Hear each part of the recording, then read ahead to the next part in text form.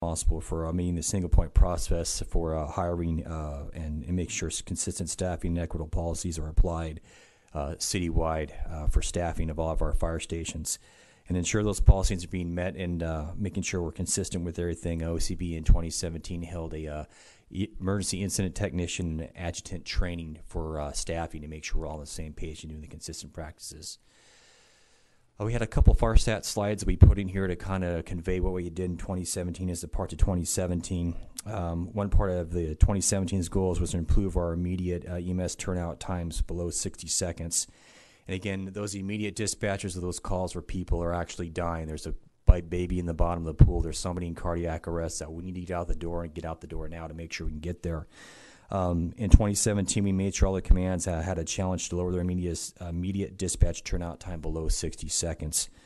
All resources in 2017 met that challenge and had their times below 60 seconds in 2017, and I'm happy to report in 2018 we're maintaining that immediate dispatch time below 60 seconds for EMS turnout times.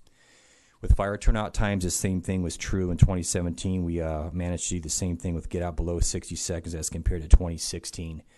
Which was slightly above 60 seconds consistently. So again, improvement in 2017. CTS complaints. This is a very good slide here. When I first got to the Bureau in 2015, we had 45 CTS complaints within our Bureau. 2016, we went down to 26, and 2017, we went down to 22. So I think it's a combination of getting the message out to our people and our officers and our chain of command that have been getting the message out to making sure we're doing the right thing. I'm also happy to report, just kind of sponge into 2018, that we currently have 2 outstanding CTS complaints in our Bureau right now. Providing some of our exceptional public safety emergency service. One example is invitation modification of BLS Rescue 813. Through FireStat, originally 813 was a 10-hour V-staff with some different days, and through FireStat and some analysis, we changed the hours of and also the times that we deliver and have 813 in service. That's been very beneficial to the area that it serves. I'm not going to take any credit for the SOBR unit, for the AP, for the TDS enhancements, the SOBR Center that we heard Dr. Eckstein talk about, but those are definite enhancements in the Skid Row area and the downtown LA area that has helped our Bureau out quite immensely in helping out our population. Something else that we have quite a bit of in the Central Bureau is events, and event planning is one of our big things that we do in the Bureau quite a bit. On any given day, there are rallies, marches, events, and some planned events are planned and even spontaneous. Some of them are medium to small, and some have 3,000 to 5,000. Some can even be managed by a battalion command team. But with the addition of hot weather, cold weather, alcohol, large crowds, or any other complexities may need a written and approved incident event plan or event action plan. So basically, an EAP is a guide that lists specific objectives and strategies and tactics required to meet those objectives. The resources, their missions, communications are all pre-identified, so everybody knows what they're doing and who they're reporting to. And we take that pretty seriously. And if you haven't noticed yet, today's May Day. We've been in planning for that for about the past month and a half. And we have a unified command already established. We have our EAP out. There's a lot of back behind the door stuff that happens before these marches actually happen. And we have a lot to do with that in our Bureau office. Some other things that we're really involved in with providing service to is coordinating our civilian CERT teams. We provided Bureau coordinators that are both uniformed and civilian to make sure and provide my commander's intent to make sure they know what they're doing. We've held a CERT refresher class in 2017, and we also coordinated an auxiliary communication service or ACS training session. We actually slid over into Griffith Park and did it in the West Bureau, but we did that last year as well. So thanks, West Bureau, for helping us out with that one. And also we use our CERT members for around the 4th of July holiday, too, and get our community fire patrol out and have that visual presence around the areas to make sure people know that we're out and about and taking a look at things and make sure things are taken care of during the 4th of July. Other collaborations that we've had, the partnerships with MySafe LA. We've had American Red Cross, FireStat, City Council offices conducted threat assessments for specific target hazards for disaster preparedness training to actually assist us to mitigate high-risk incidents and develop recovery efforts. We've had canvassing programs, health and safety fairs, and also hands-only CPR training in the Bureau. We've developed a strong relationship with MyCFLA and American Red Cross to collaborate on smoke alarm and carbon monoxide detector events as well. In 2017, we had 4 canvassing events for smoke alarms and CO2 detectors, and we have one every quarter to make sure we're getting that stuff out to the community that we have. We're also working with a newly established community risk reduction unit to help us out with safety initiatives and delivering hands-only CPR. Because of all these efforts, too, some of the data that we've had from courtesy of MySafe LA was the installation of smoke alarm installs, as you can see there, carbon monoxide installs, and also high school students trained in hands-only CPR. And I'm happy to report last year that we had no fatalities in the Central Bureau at all. And I would hope to say that some of our efforts that we've been doing here have attributed to that fact last year. One of the other things that we do is a biennial inspection to make sure that everything has their, it's a chance for me to examine operational readiness of apparatus, equipment, and personnel, and make sure they basically are ready to go out the door and everything's working properly. I think it's one of the most positive aspects of our Bureau because it gets a chance for me to go out and sit down with our people at every fire station and talk to them about what's going on and make sure everything's ready and being maintained the proper way it should be, so we're ready for our responses. In 2017, we inspected battalions 1 and 11. Okay, some other things I think is really important that I think through the 4 bureaus we've been able to do a lot better is our communications and interaction. And I believe the online and ensuring clear communication link between the people in order to provide exceptional public safety services is important. As a bureau commander, I feel that communication is a key factor conveying my direction and the fire chief's direction. To maintain those communications with the Bureau, we have monthly staff meetings with all the chief officers, and we keep them abreast of what's going on in the current direction of the department. And also, each battalion chief has quarterly or bi-monthly, captain's meetings to make sure that message is carried down. Also, in 2017, we managed to hold one all-captains meeting with the entire Bureau, so every captain from the Bureau was at one place at one time on each shift so we can convey the messages, talk about emergency incidents, and make sure we're all on the same page. So it was a good collaborative effort. One other thing we're also accomplished in 2017 was a development and an exercise of our COOP plan. In 2015, we developed it, kind of got together in 16 and 17, we finally exercised it. And as you know, in case our Bureau office goes down, we need to be able to recover and get back on our feet so we can provide services. So we're able to get that plan developed and up and running and actually exercise that in 2017 as well.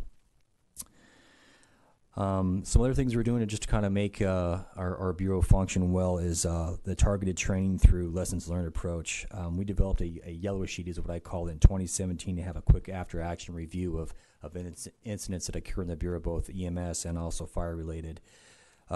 Basically what it was is just to make sure we're all on the same page for successes and challenges and lessons learned, and we got that out to every platoon and, at the Bureau level so we could all learn from each other's I want to call them mistakes, but successes, challenges, and lessons learned from every incident. Since then, we've developed a new AAR process that we use from the EOPS that we kind of got rid of this form here, but we use an EOPS form now. But basically, again, that message of getting lessons learned out is very important for the Bureau.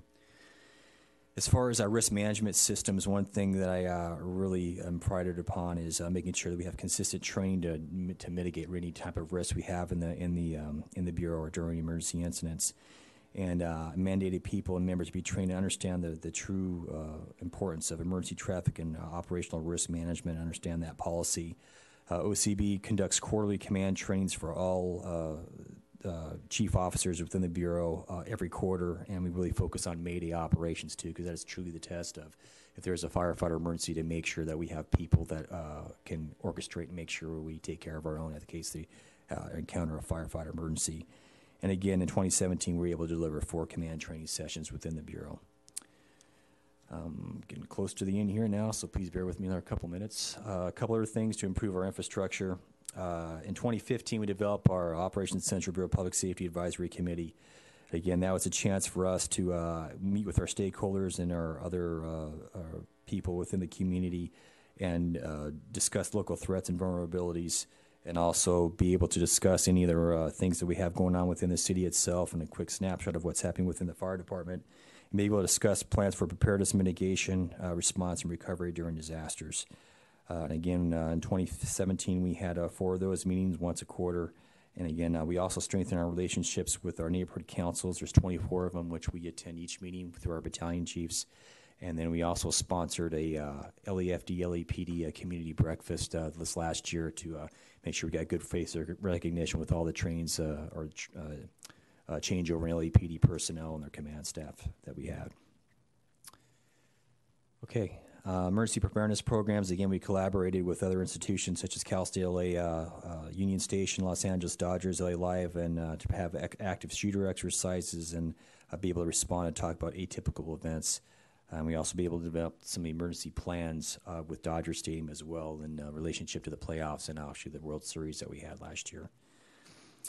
Finally, our social media is a big part, as we all know. These are some of the analytics for what we have in Central Bureau, what we're delivering right now. And again, I think that strong force multiplier of getting our message out has been really achieved through our social media. And we put something on Facebook, and it takes off like wildfire, as we all know. So it's a good way to communicate with our people in the Bureau. We're able to put out one Central Bureau newsletter. My goal was to try to get one a quarter, but it is a lot of work to put it together. But we did get one out last year, so that's a copy of it there, and I'm pretty sure we sent one out to all the fire commissioners as well. And finally, this all culminates with our goals and objectives in the fire chief strategic plan, and getting everything done is basically just the incidents that we go to. It all comes down to making sure our people are safe, they understand how to communicate, how to do their job right, and they're trained well. These are some of the samples of the incidents that we've had in the Bureau in the last year. And the bottom line, the fruits that we discuss, makes the citizens of the Central Bureau safer, and it also makes the firefighters and the paramedics safer in the Bureau that we serve. Future goals we have for the Bureau here is just meet or exceed the fire chief's new strategic plan goals and benchmarks, communicate with the fire chief in restoration of OCB resources based on performance metrics, and continue to develop relationships with city partners and civic organizations through consistent engagement and communications. So I think the bottom line here is the 4 geographic bureaus have improved communications, relationships, and training, which has provided for a better, safer service delivery to the citizens of Los Angeles. And I think all 4 bureaus have done a great job of doing that. So before I take any questions, I'd just like to do a quick video montage, and then I'll take some questions from the commission.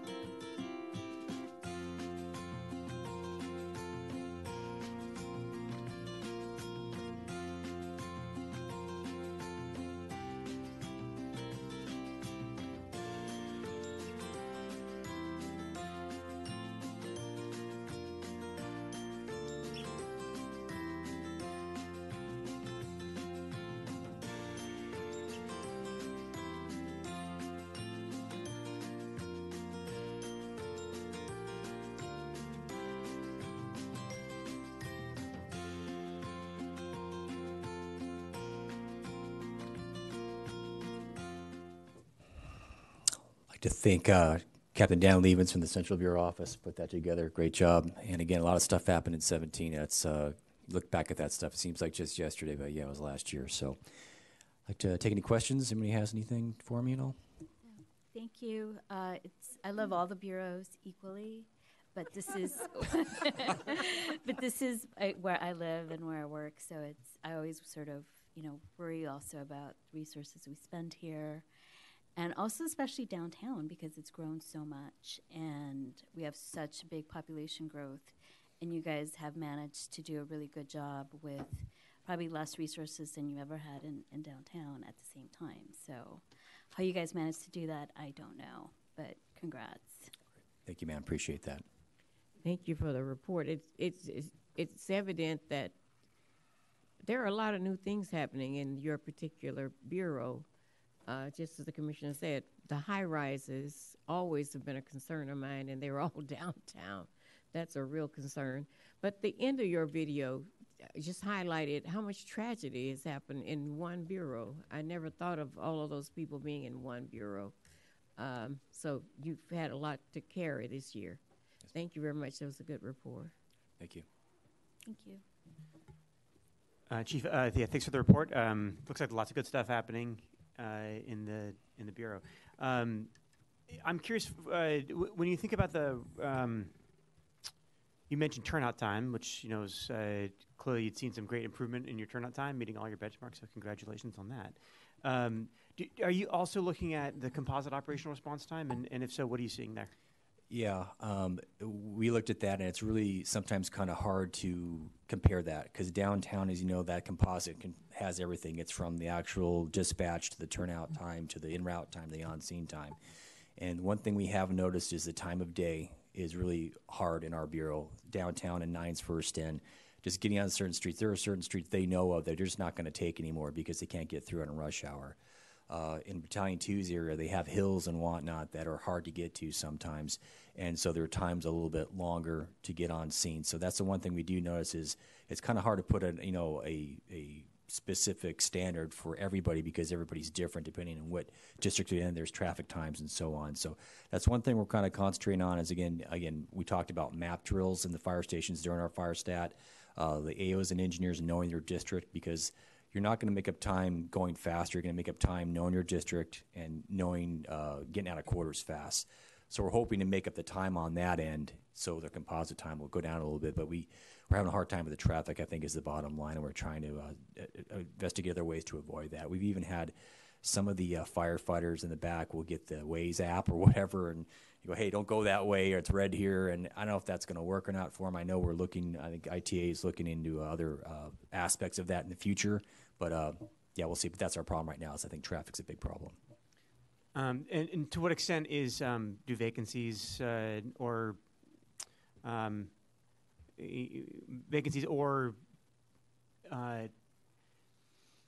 just resource collisions, people being out of quarters, how that must impact your response time as well. If you're getting a call in one district, but you're missing rescue in those districts, and so you're dispatching from farther away, obviously it's going to magnify the impact of traffic. And to what extent are you able to kind of splice that out to say, well, look, we're having an issue with our response time in this area, but it is as much due to the fact that we are dispatching more from one station, and therefore we're out of quarters more and don't have a resource there, versus just like straight up like it's rush hour? Yeah, that's a good question. We work really closely with MFC, and they have the board there, and they can see what's going on. And quite frequently, they'll call me on the phone and say, yeah, Nines is dark, or Nines is red right now. We're going to move rescues up, or we're going to move resource up. And they pretty much do that on their own. They're asking me out as a courtesy, but they have a really good grasp at the specific times from like 1400 to about 1800. They take a good look at the downtown area. And that's where our biggest concern is usually in the afternoon. And they actually do a lot of those things where they kind of start switching things up to have move-ups and make sure that the districts are covered the best they can. As far as anything I'm doing, we've talked about, possibly having move-ups on a daily basis to certain districts at that specific time because that's when that spiked. We've talked about it. We haven't implemented it. Again, I'm leaving Metro to handle that right now, but I'm still talking with FireStat if there's a better way to. Maybe we should always have that key turned on at a certain time, a certain day of the week. We're still talking about that right now. But for the most part, the collisions that occur with having vacant districts, Metro is doing a pretty good job of facilitating and managing that for us. Yeah, I mean, I think to your point, I would think at this point you've got enough data to be a little bit predictive about it, to say, where can we move people.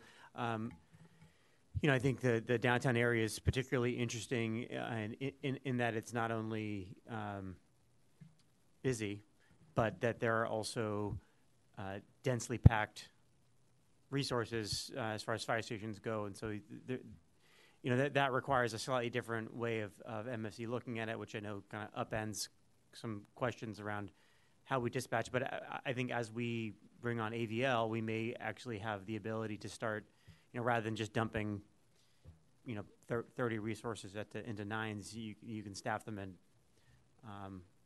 some of the surrounding areas without losing much in the way of response time. Yes, I think with the infancy of AVL right now, the last couple of weeks, we've seen some dramatic trends that we're able to adapt to now, and how, and when, and why.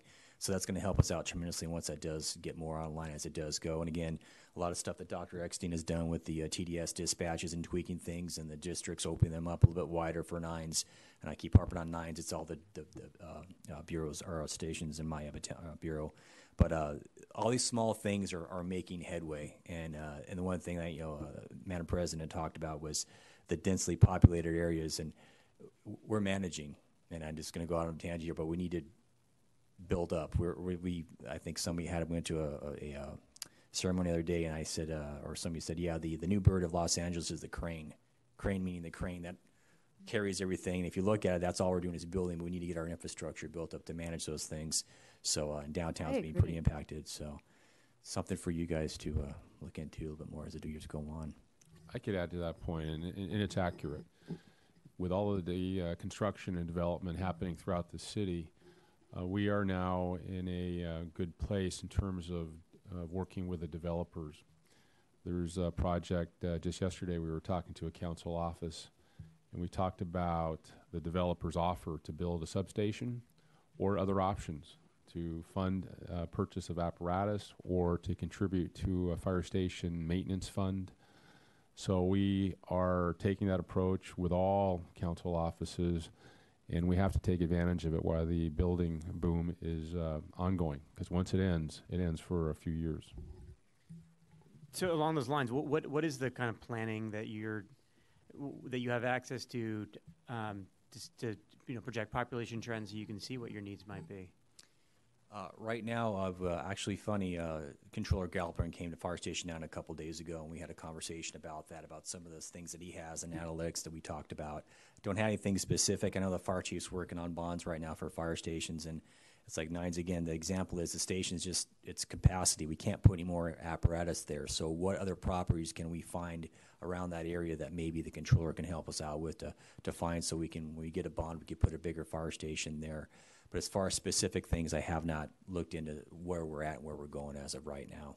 So again, I'm kind of depending on the planning and also some other people to help us out with that. Yeah, that's maybe something worth us. You mentioned it's something for us to think about, but we only think about what you give us to think about. So to the extent that you want to give us something to think about related to planning for coverage for the city, okay. That's something that I think would be good for us to be able to see some population projections. We hear about it all the time. People say, well, we need more members. Like, I believe we need more members, but, without knowing where the trends are, Central Bureau is in some ways ground zero for that, given, the numbers of units going up, right now. So something to think about for us. And again, through FireStat, like I said, 813. We had an original model, then we tweaked it through FireStat, and also with Rescue 900, it's at nines. Same thing. We tweaked the hours and the days of that delivery for that as well. So that's working out a lot better now. So we are doing small things, but I agree with you. There are bigger things that we need to be letting you know about so we can get to the next page. And I know that's not a Central Bureau specific item for you. It's I think it just is highlighted by I think, some of your specific challenges. I'm curious about other needs you might see or other challenges you might see that you're hoping to overcome or address in your bureau. Yeah, thank you. I think one of the biggest things, like through annual inspection too, is just infrastructure. The stations are getting old. They're being maintained, and the guys do a phenomenal job of maintaining them. But you can only maintain a 50, 60, 80-year-old, in some case, fire station so long where it's just not feasible. And like I said, we're busting out of the seams of all of our capacity with apparatus. They're getting bigger. We're getting more apparatus. So I think, like Chief Taras has started looking on bond projects, but especially in the downtown area and the older fire stations need to be not only newer ones, but also the maintenance budget items for line items for maintenance and infrastructure to keep those things up as well. So, Okay, thanks. Thank you. thank you. Thanks, Chief. So we don't have any public comments, so we can adjourn. Move to adjourn. Second. All in favor? Aye. We're adjourned.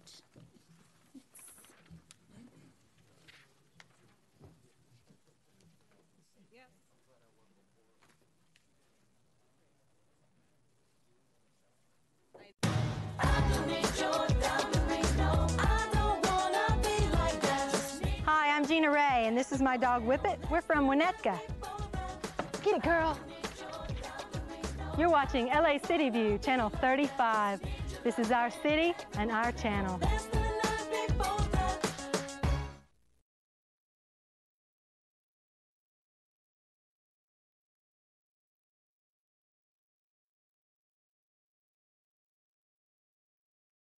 Our city, our channel. Open wide.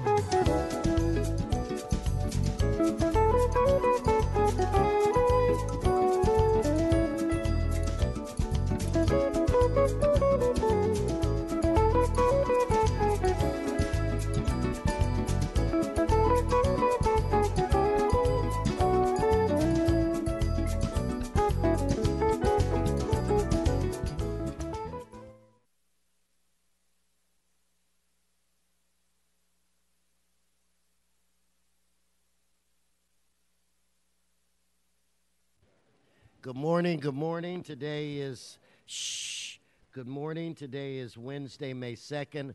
Want to welcome everybody to City Hall, to your Los Angeles City Council. This council meets every Tuesday, Wednesday, and Friday.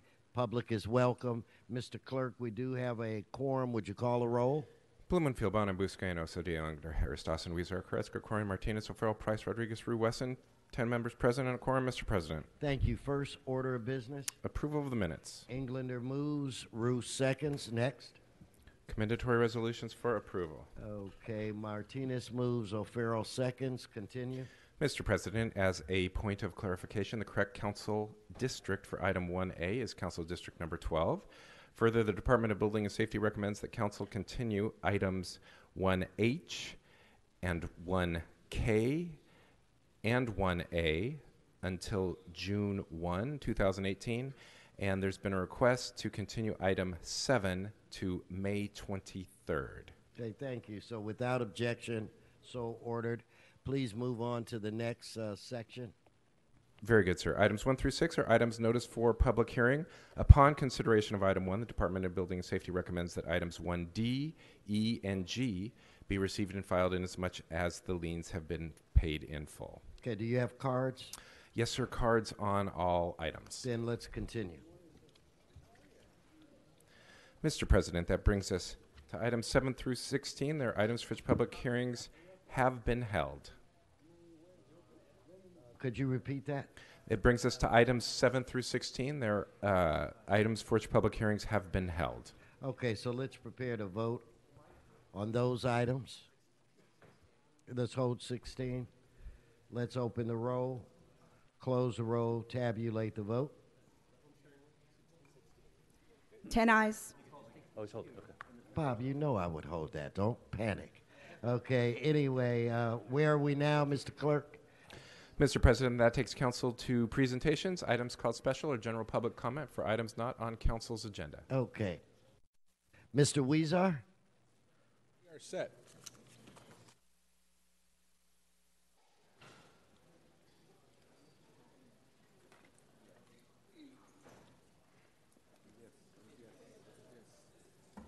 How are you, sir?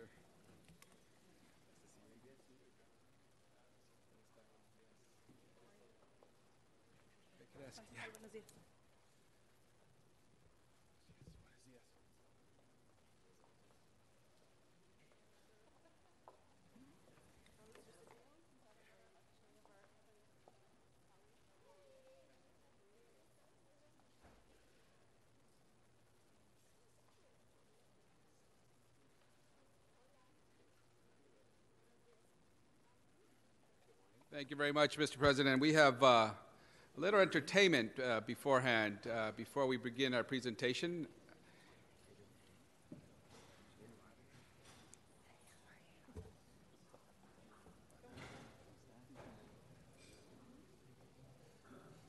All right. That's from Mariachi Brother? Yeah. Oh, it's LAPD's mariachi, right? Oh, good.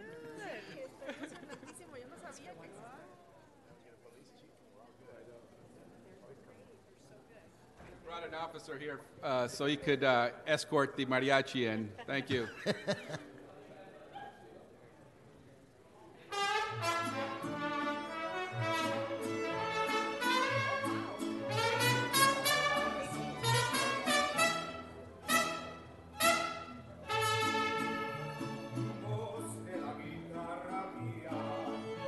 your surname.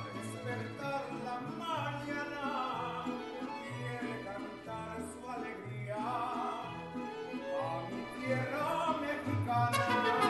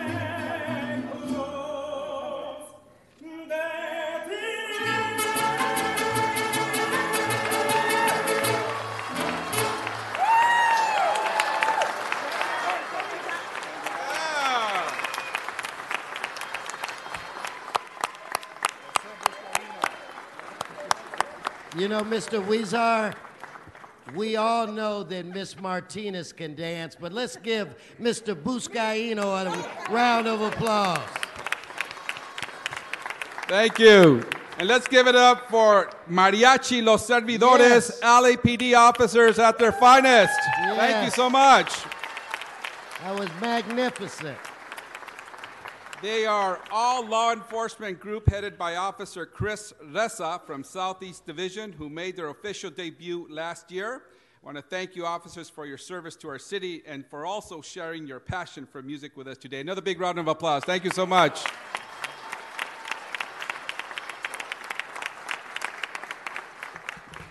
And you're right, Mr. President.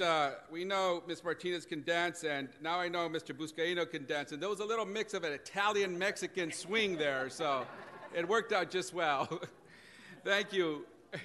And we're here to celebrate, once again, Cinco de Mayo. And I wanted to first recognize Lourdes Juarez, president of Unión de Poblanos en el Exterior, and co-founder of UPEX, Luis Torres. Let's give them a big round of applause. Thank you so much. Along with other club members, they have done work on behalf of the Mexican immigrant community, and they have kept traditions of the great state of Puebla alive here in Los Angeles. Recently, UPEX opened a few chapters in other cities with large concentrations of Poblanos, including New York City, Washington, D.C., Connecticut, and Austin, Texas, and they are heavily involved in a shelter home in Tijuana that provides housing for recently deported immigrants, as well as immigrants considering the journey across the border into the United States. The work UPEX does is incredibly important for our migrant community, and I am extremely proud of them and happy to support their efforts. Today, we also have several guests joining us, including representing the Mexican Consulate, Council of Community Affairs, Adriana Argaiz. Bienvenida. President of El Comité Mexicano Cívico Patriótico, María Elena Serrano. Bienvenida. Okay. Board President of the Council of Mexican Federation, Miguel Ángel Pérez. Senior Lead Officer, Community Relationship Division, LAPD, and a Poblano himself, Joseph Lopez. Dreamer and activist, Leticia Herrera. Okay. So, Cinco de Mayo holds great importance and significance to our Mexican and Mexican-American communities. It's important we know the real meaning of Cinco de Mayo and that we do our part in educating others. Cinco de Mayo is not Mexican Independence Day. Cinco de Mayo is not Mexican Independence Day. It refers to a battle that took place near the capital city of Puebla in the Mexican state of the same name when 5,000 ill-equipped Mestizo and Zapotec Indians defeated the better armed and trained French army on May 5, 1862, 156 years ago. The Battle of Puebla came to represent a symbol of Mexican unity and patriotism, and almost as quickly here in the United States, the battle became a cry to defend democracy and defeat slavery, which was tested during the Civil War. Unfortunately, UCLA's excellent professor, Dr. Hayes Bautista, couldn't be here with us today, but he wrote, and he's been with us previous years, he wrote that Mexicans and Mexican Americans began celebrating Cinco de Mayo during the Civil War, recognizing the similarity in the two struggles. Most Mexican Americans identified with the North, and the French were tied to the South. The holiday later took hold as a good neighbor gesture between the U.S. and Mexico in the 1950s, and then as a symbol of overcoming adversity in the 1960s and 70s among Chicanos fighting for civil rights here in the United States. So Cinco de Mayo provides us the opportunity to celebrate our Mexican culture, our history, and reflect on the simultaneous struggles of the United States and Mexico, which did not go unnoticed by countrymen and women from both sides of the border in 1862. So thank you so much to UPEX and all the Poblanos who continue to remind us of this history and to remind us of the great battle that took place at Puebla and now, as we celebrate culture and history here in the United States and in Los Angeles, the city that has the second most Mexican, second only to Mexico City. So with that, let me welcome our Councilwoman, Martinez, who will also share a few words. Councilwoman? Well, thank you. All right. I wasn't expecting to speak as I wasn't expecting to dance either, but I'm glad that we're able to share the history of Cinco de Mayo. It is not Mexican Independence Day. Again, it is not Mexican Independence Day. I think people use it as an excuse, unfortunately, to drink, but it really does talk about the resilience of the Mexican people against the French army. And so thank you very much, Mr. Huizar, for exemplifying what it is to me Mexican-American in this country, especially these days, where that's not always appreciated. With our culture and the beautiful diversity of our city, I also want to give a big thank you to LAPD Mariachi. I had heard of them. I have never seen them in person. I think they have great voice and great talent. So thank you very much, and congratulations for a beautiful event. Thank you. Thank you. Councilwoman Rodriguez. Thank you, Mr. Huizar. And what an important way for us to celebrate the history and the rich cultural diversity that we have here in our city. I am proud to be American of Mexican descent. My parents, immigrants.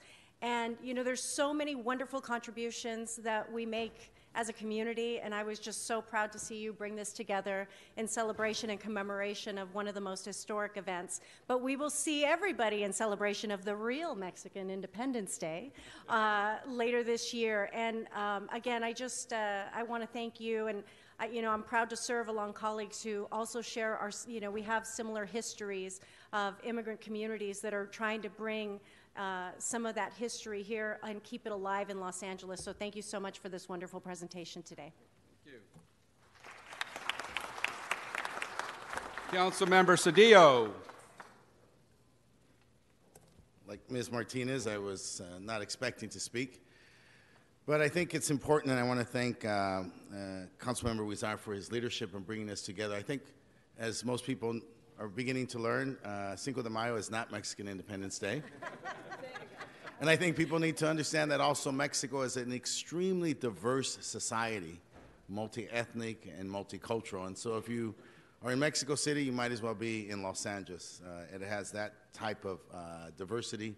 It's like many of the great cities throughout the world. And you'll recognize that it is very similar to Los Angeles. And they have actually more Mexicans than we do. I think the other point that's significant when you hear about the Poblanos, and my staff I have well represented by Manuel, is that Mexican Americans and Mexican immigrants are located in places throughout this great country. Wherever there's hard work, you'll find Mexicans working hard. And I think the rhetoric that comes from Washington, D.C. is simply silly. And that would be the nicest thing to say. It's also harmful. Hate crimes follow hate speech, and the president is making a career of hate speech, and we should recognize that and the dangers that follow from that, whether it's the division of families that take place through the intense and much publicized deportations, the specter that is created by ICE, or simply the hate crimes that take place when young children are bullied, whether it's at a soccer game or a basketball game, cheerleaders, et cetera, simply because of who they are. Mr. President, you've been a leader in this city, making sure that that is not what our city's about. And this ceremony and celebration, the one that we'll have on Sunday in the State Park, reflect that there's no wall that can be built high enough that can stop the incredible power of the idea and culture of the Mexican people. Thank you so much. Thank you. Thank you, Mr. Cedillo. And we also wanted to take this moment to recognize a distinguished Poblano. And today we have Jaime Lucero, a distinguished Poblano who has contributed significantly to the Poblano community here in the United States, particularly in New York City as well as Los Angeles. Like many immigrants who came to America, Jaime Lucero's story is one of hard work, perseverance, and positive contributions. Jaime came to the United States at 18 years old and found his first job in New York as a dishwasher, where he worked for a few years before he saved enough money to buy a used truck and start his own business. Jaime Lucero started Gold and Silver Incorporated, a company dedicated to the gourmet import and distribution industry in New Jersey. His business grew and thrived, and he is one of the largest Mexican garment industry distributors in northeastern part of our country. Jaime, his brother Julio, and other young Mexican migrants created the first Chamber of Commerce for Mexican immigrants in New York City in 1992, the Mexican Chamber of Small and Medium Merchants of New York Incorporated. A few years later, Jaime established Casa Puebla in New York to serve as a meeting place for the Mexican community, and it grew into a space that's helped strengthen and support Mexican migrant community organizations, enabling them to be engaged civically and in religious, community, and business activities in the New York City area. Jaime Lucero has also supported our young immigrant students, and in particular DACA students in both New York and here in Los Angeles. He has awarded numerous scholarships to college students through the Council of Mexican Federations and the Comité Mexicano, who are both here today. It is now my pleasure to present Jaime Lucero with a resolution for all his work on behalf of the Poblano migrant community here in LA and New York. Muchísimas gracias y felicidades por su trabajo.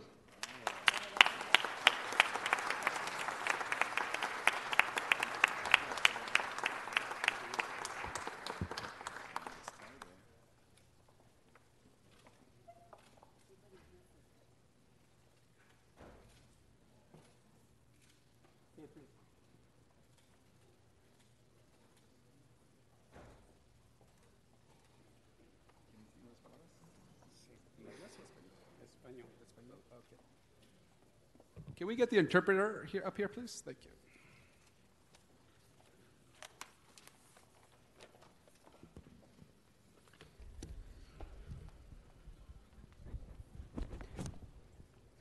Muchas gracias. Thank you so much. Sorry. Buenos días a todos y estoy muy emocionado por el comienzo de las celebraciones del 5 de mayo. Thank you so much. I am very excited right now because of the beginning of the celebrations of May 5th, 5 de Mayo. Estoy sinceramente impresionado de estar aquí en el Consejo Municipal de la gran ciudad de Los Ángeles. I'm really impressed to be here in this wonderful City Council of Los Angeles, the City of Los Angeles. A la cual agradezco mucho, al igual que al concejal Wizard, por esas palabras tan emotivas. And I thank you so much, especially City Council member Jose Wizard, for these wonderful words of welcoming. A la señora Lourdes Juárez y a don Pedro Ramos, presidentes de UPEX y fundador de UPEX respectivamente. To Mrs. Lourdes Juárez and Mr. Pedro Ramos, those are the founders of UPEX. También agradezco a Miguel Ángel Pérez, presidente de COFEM, y a Leti Herrera. I also thank Miguel Ángel Pérez and Leti Herrera, the founders of COPEX. Le reconocemos a todas las organizaciones de California ese esfuerzo tan grande que han llevado a cabo hasta ahora. We are recognizing all the organizations here in California for all the efforts that they have done so far here in California.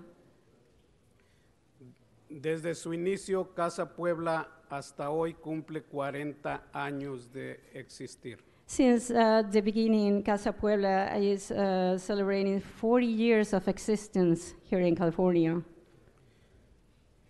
La manera de celebrar para nosotros es darle su ubicación real a la gran comunidad hispana.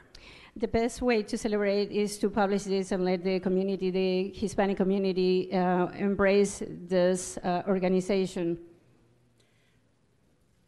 En los próximos años estaremos trabajando sobre 3 ejes principales. In the next 3 years, we're going to be working in 3 different areas. Que es poder económico, poder político a través de la educación. Which is political power through education. Queremos hacer notar que somos el 19% del poder electoral. We want to note that we are 19% of the electoral power. Pero solo el 3% de los funcionarios electos para cargos de representación es de origen hispano. But only 3% of that is from Hispanic background. Con esto en mente, Casa Puebla Nueva York tiene un proyecto nuevo llamado Fuerza Migrante. With that in mind, Casa Puebla, New York has a new project called Fuerza Migrante, la cual hace una invitación a todas las organizaciones, a todas las personas que están en liderazgo. and it's basically inviting all the people, or all the organization, everybody in power, all the active functions, A nuestros jóvenes líderes to our young leaders, para formar parte de este gran proyecto. to be part of this wonderful project. En el presente estamos yendo a diferentes puntos de la Unión Americana We presently are going to different points of the United States para hacer ese llamado más fuerte y que nos lleve a ocupar nuestro sitio que merecemos como comunidad. to embrace everyone, to make sure that we occupy that place in the community that we deserve. Muchas gracias a todos, muy honrado de estar en esta gran ciudad de Los Ángeles y ver a todos los posibles aliados que tiene nuestra comunidad. Thank you so much, everyone, and to see everyone that is our possible allies and that we have in this beautiful city. Thank you.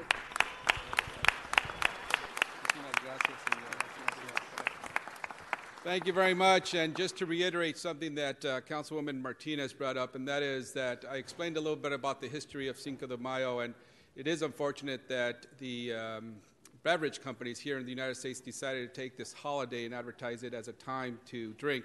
But thankfully, to organizations like UPEX and others, we're setting it straight and setting the holiday as one of pride, of being proud of where we come from, and so thank you so much for your work. And last but not least, Pedro Ramos, who founded UPEX, continues to live in Puebla. He's a great member of our community who founded the Mole Festival, the largest outdoor food festival in the United States now, and it's here in our back neck of the woods because of Mr. Ramos.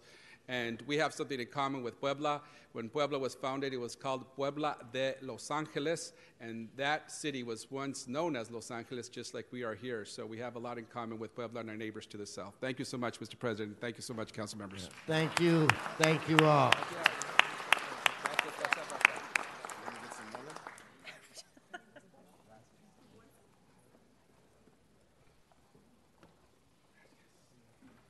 If we could bring Mr. Previn up on my screen, please.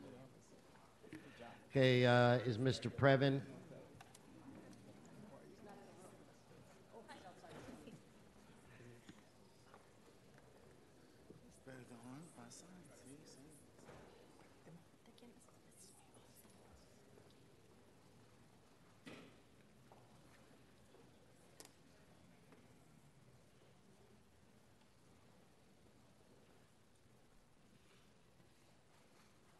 Okay, sergeants, if I could get you to try to call in Mr. Previn. Is Miss McAllister in the room? Why don't we pull her up? And is Mr. Herman in the room? So Miss McAllister.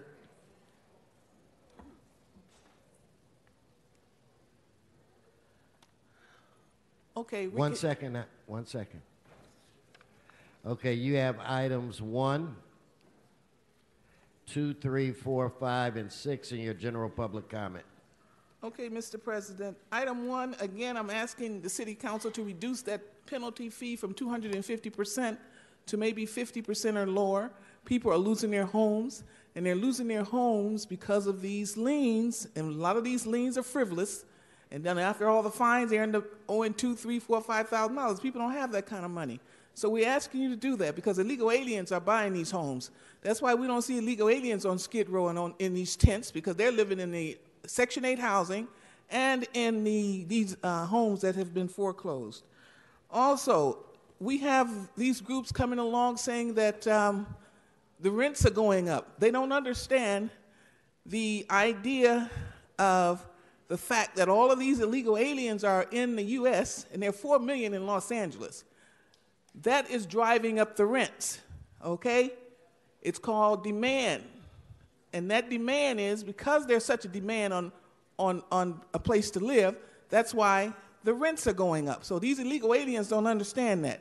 Now, Cedilio, he talked about President Trump is a hater and all of that. President Trump's trying to get these 35 million illegal aliens out of the United States so that Let's Americans... stay on the item. Stay on the item. Okay, that was item one.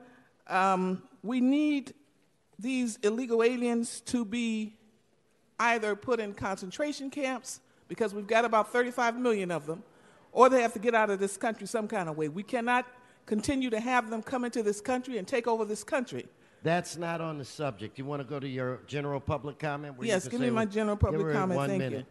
My general public comment is there's not a solution with all of these illegals coming in. Now, Cedilio, I've seen him online. He's on video in a voting house teaching illegals how to vote. Now, here, let me tell you something to these illegals. If you think you're going to come in here and vote these crooks into office, you're illegal aliens. You got another thing coming. We're going to have the census that you're going to have to fill out, and if we catch you trying to vote, you're going to prison, and you're going to be deported. So don't try to rub it in now. Now this housing, I'm for the people who want to have this bed and breakfast. You got these illegal aliens in here, and you're going to cater to them and then put Americans out of business. These people have been doing this all year, 365 days a year. You want to reduce it for some illegal aliens. Let me tell you politicians something. If you think you're bad enough, put your illegal aliens out on us. We'll bomb every illegal alien neighborhood in this country. No, wait a minute, Miss McCall. Put your illegal aliens out on us. You bring all these illegal, most of these people in here are illegal aliens. Your time is expired. Now let's be calm. We deal with that every day. You guys can deal with it for one. All right. So, Mr. Weiss, no general public comment?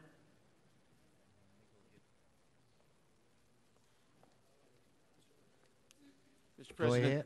President, thank you very much. I'm here to basically, being a city council member obviously is a tough job, particularly when done right. I'm here in connection with the property in Mr. O'Farrell's district, 5446. It's a duplex, 5440. There were 15 middle-class, lower middle-class people living in that duplex with 31 code violations, paying $500 a month rent.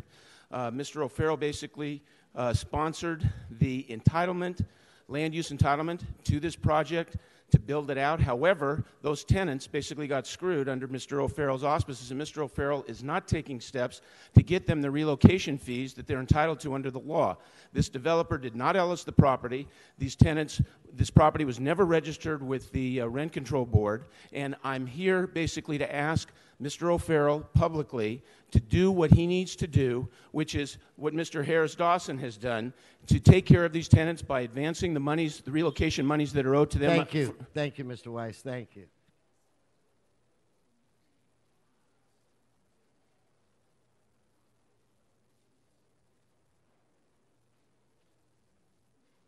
Okay, we're going to, Mr. Clerk, why don't we move to item 16?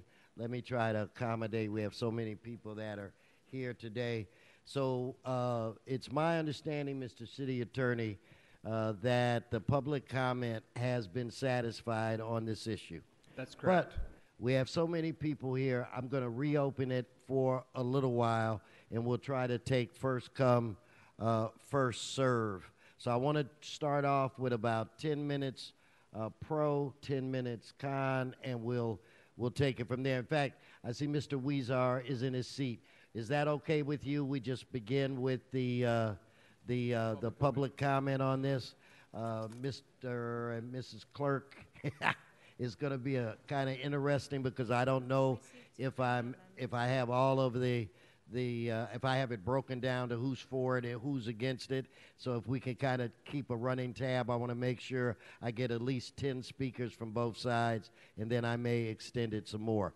But let's start off with a Judy Goldman, Amanda Seward, Cynthia Strathen. Please come forward.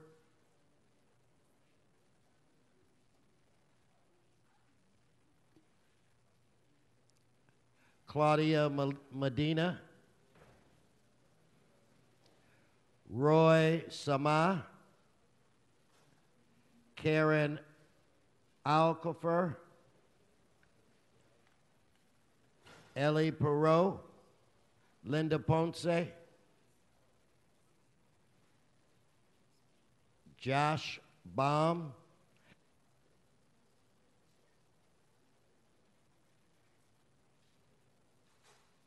Danielle Gillian, Marcel Lopez, Satel Hearns. Are these people outside? None of them are in this room? Dina Paredes, Delilah Gibson, David Ewing, Andy Griggs, Ramon Judkins. How did you guys get in and they didn't? Tom Seater, Derek Roth, Ed Coleman, Vanessa Johnson. If I call your name, just come on and get in line. Your name, sir? Ed Coleman. I share a room in my home of 37 years in Venice as a short-term rental. If you seek to encourage legitimate home sharing, this ordinance is not the way to do it. The annual caps, fees, and procedures of this draft ordinance are unlike any for other home-based businesses in Los Angeles. Do home cottage food producers have a limit on the number of days they can bake per year?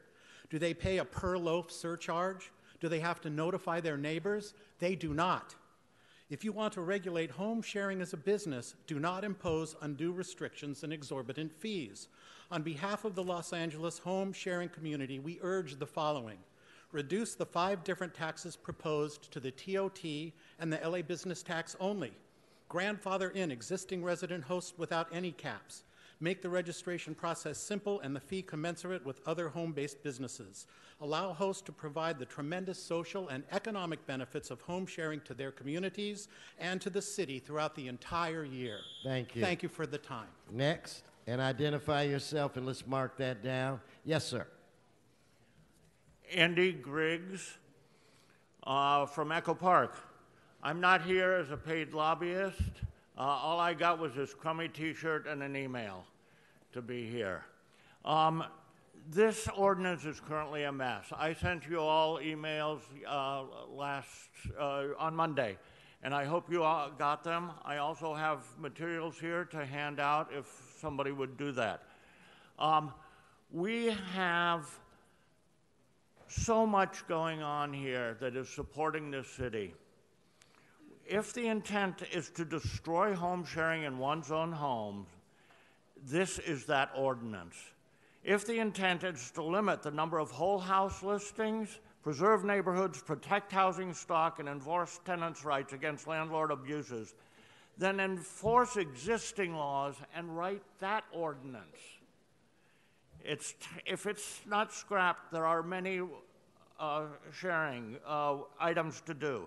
The best thing is, in a win-win situation, is grandfathering. Thank you. In a responsible way. Thank you. Next, please come forward, identify yourself. Thank you. Sergeants, if you get the documents. Yeah. They're coming. They're coming. They're separated. Next speaker. Thank you, Mr. President. My name is Tom Cedar. I have a 2-bedroom condo that I live in Playa del Rey, and I rent out my 2nd bedroom. I've been doing this for 4 months, and it's been universally a wonderful experience for me. I've met many people from all over the world, and they've enjoyed the neighborhood. They've frequented the shops and restaurants in my neighborhood, and I oppose to any restriction on the income that I can make from this. And I agree with my colleague here about the, unlike any other kind of regulation, it shouldn't be happening. Thank you.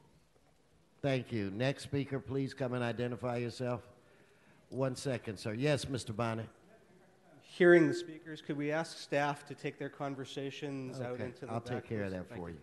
Okay. Shh. Go right ahead. Identify yourself.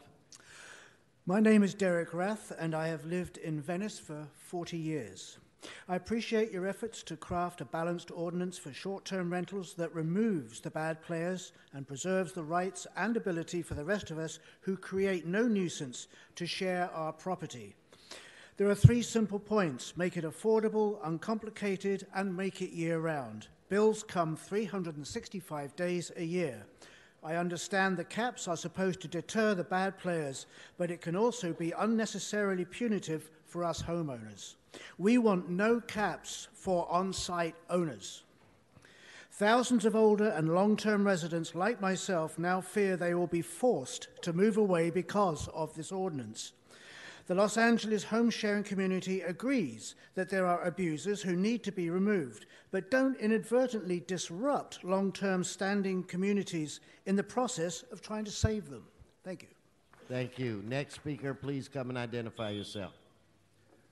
Hi, good morning. My name is Roy Saman. I'm with the Los Angeles Alliance for a New Economy.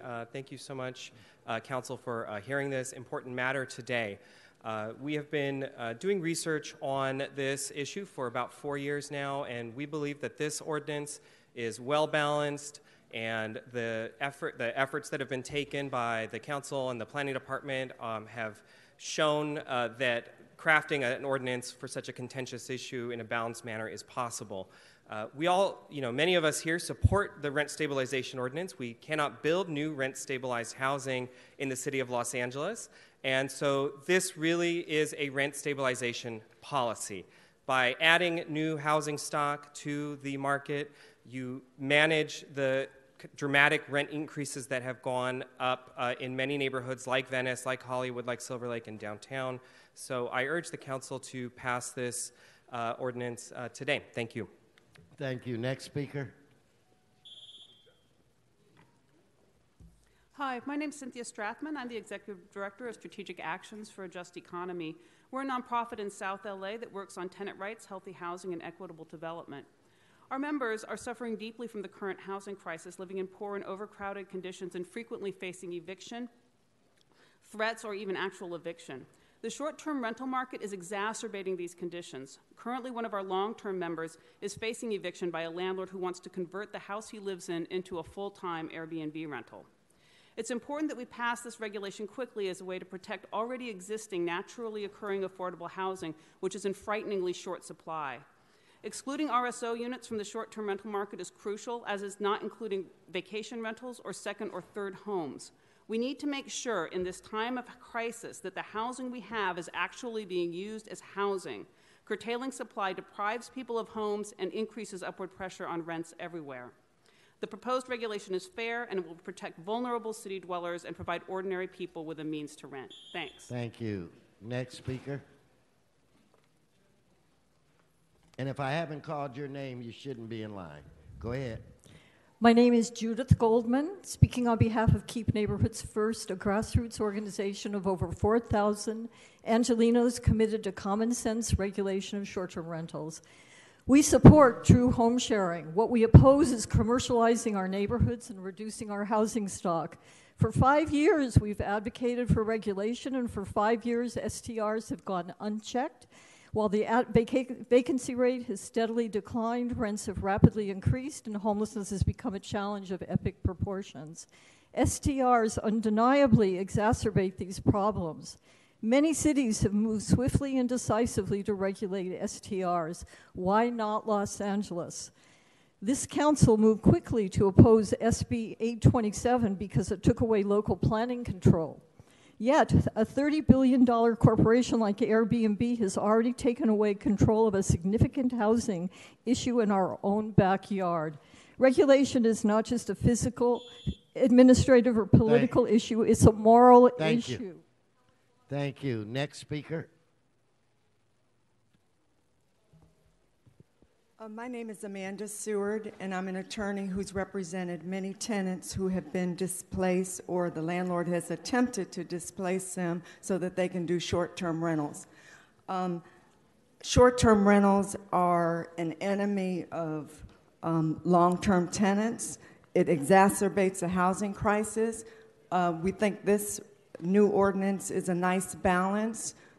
We urge you to continue to prohibit short-term rentals in RSO units, very important, and to reduce the cap to 90. We don't need to encourage it over long-term housing. Thank you. Thank you. Next speaker. My name is Elle Peralta. I'm a resident of the 8th District in South Los Angeles, and I am representing a neighborhood council and residents who are very concerned about the conditions in our neighborhood as it relates to poverty, as it relates to homelessness, as it relates to businesses who are taking control and unbalancing our community. And I encourage my councilman, Marquise Dawson, to support the Airbnb incentives to reduce their influence in our community. Thank you. Thank you. Next speaker, identify. Oh, that's Ms. Ponce. Hi, my name is Lydia Ponce with American Indian Movement SoCal. The impacts of unregulated Airbnb market has the 8 rentals around me have pushed out renters in favor of short-term rentals. Venice is struggling with an incredible amount of unhousedness, and the lucrative profits of these is at the expense of human lives. I know too many people who are senior citizens who have taken their life have committed suicide. As the artificial housing market drives displacement of impacted people such as those with low and fixed incomes, disabilities, and vets. As an indigenous person, our history and our roots and our communities have been overdeveloped and now devastated for so long that the profits of big companies like Airbnb have overshadowed the needs of so many like myself. Yes, we are minimally counted as indigenous people, even if the statistics says housing reports. I ask that City Councilman Bonin, I want to send you a message, please, today in solidarity of the indigenous in our community to vote yes, as this ordinance is to protect Venice and the vulnerable housing stock. Vote yes and do this for the people. It's a housing revolution. Thank you. Thank you. And now what we're going to do, I'm going to have you restart the clock. Madam Clerk will go another 10 minutes. Identify yourself. Good morning. My name is David Ewing. Council members, over the past 3 years, your waffling has allowed thousands of tenants to be driven out of their homes and allowed the housing supply to be shrunk by the number of units that have been turned over to short-term rentals. Now you're proposing to cut the baby in half by giving a cap that will still make it profitable for many people to keep their units off the market. I think it's disgraceful to cry about a severe housing crisis and yet not do what's right in front of you to help solve it. Thank you. Thank you. Next speaker, please come and identify yourself. Good morning. My name is Karen Alcofer, and I live at the Hespy in North Hollywood. We pay $5,200 a month for a 3-bedroom apartment. Our landlords allow themselves to do Airbnb, so they rent out free apartments, the ones that are not rented, to Airbnb tenants. And what this has caused on a good day is someone to park in my parking space. On a bad day, it's a stabbing at the pool. There are parties nonstop where people smoke pot all day long in a no-smoking building. People have had pit bulls in our building, which is a no pit bull building. They throw feces over the balconies. There are prostitutes that they bring in. My sister told me that somebody was doing porn movies in one of the Airbnb apartments. So you tell me where this is a good thing. Thank you. Thank you. Next speaker, please. My name is Heather Siegel. Thank you, Council, for moving forward with this, finally. I run a group of Neighborhood Watch group that spans across the San Fernando Valley with over 12,000 members. And Airbnb and short-term rental is not making Neighborhood Watch efforts easy. It's very stressful and unnerving for residents to not know who lives across the street from them, next door to them, when the house is a constant revolving door of strangers. We have people that, they have to get up early to go to work, and they've been up all night from inconsiderate renters. And I would like to basically ask that you limit it to 90 days and 500 feet, if possible. Thank you. Thank you. And if I could get a Tim Valhos, Janet Gagnon, and Zumadog, and Penelope Lopez, if you're here. Okay, go ahead, identify yourself. Buenos días. Can I get our translator? Good morning.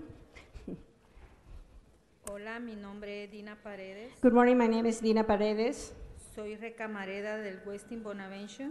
I'm a waitress at Westin Bonaventure. Hotel trabajadora allí por 7 años. I worked there for 7 years. Tengo un muy buen salario y beneficios en mi trabajo. I have a great salary and good benefits in my work. Soy miembro de Unión. I am a union member. Pero aún así se me dificulta seguir pagando el alto costo de mi renta. But even with that, it is very difficult for me to pay the higher price of rent. Yo vivo en Koreatown. I live in Koreatown. Por los últimos 18 años. For the last 18 years. Y he mirado cómo ha estado subiendo el costo de la vivienda. And I have been checking the way the rent has been increasing. En los últimos años, a mí me ha subido la renta $100. In the last years, they have increased my rent by $100. Y sigue subiendo y voy a tener que mudarme a otro lugar. And it keeps increasing, and I'm going to have to move to another place. Como muchas de mis compañeras que se han tenido que ir a otra ciudad. Like all of my coworkers, some of my coworkers that have to move to other cities. Porque las viviendas de bajo costo es. Because the housing, low cost housing is. Next speaker, please come identify yourself. My name is Delilah Gibson, and I am a worker at the Westin Bonaventure Hotel in downtown LA. I have worked there as a housekeeper for 23 years. I live in West LA for the past 12 years. I'm a renter in the city of LA, and I have had my rent increase every single year. Housing prices in my neighborhood are skyrocketing, and it's extremely difficult for renters like myself to continue to live in the city of LA. Airbnb is having an impact on our affordable housing, and we need to do whatever we can to protect it. We thank you for your support thus far on the ordinance. We urge you to pass it today. Thank you. Next speaker, please identify yourself. Hi, my name is Michael Tay. I am a homeowner in Los Angeles, close to West Hollywood. Please don't limit the amount I can Airbnb my place. Without it, I could not afford my mortgage. I could not afford the property tax, and I could not afford to pay my maid $35 an hour. And as an actor, this town is full of actors and people who work as crew, who, if they are blessed to work regularly, or often have to work out of town. And if you limit how much they can rent their place for when they're not even here, that's just going to be devastating. I won't be able to afford my place. Thank you. Yes, identify yourself. My name is Vanessa Johnson. I've been a host for 7 years. We had a working ordinance, and now we have something completely different. It is changed from 180 days, now we're back down to 120 days of hosting, with all kind of fees and taxes against us to create a bureaucracy within the planning department.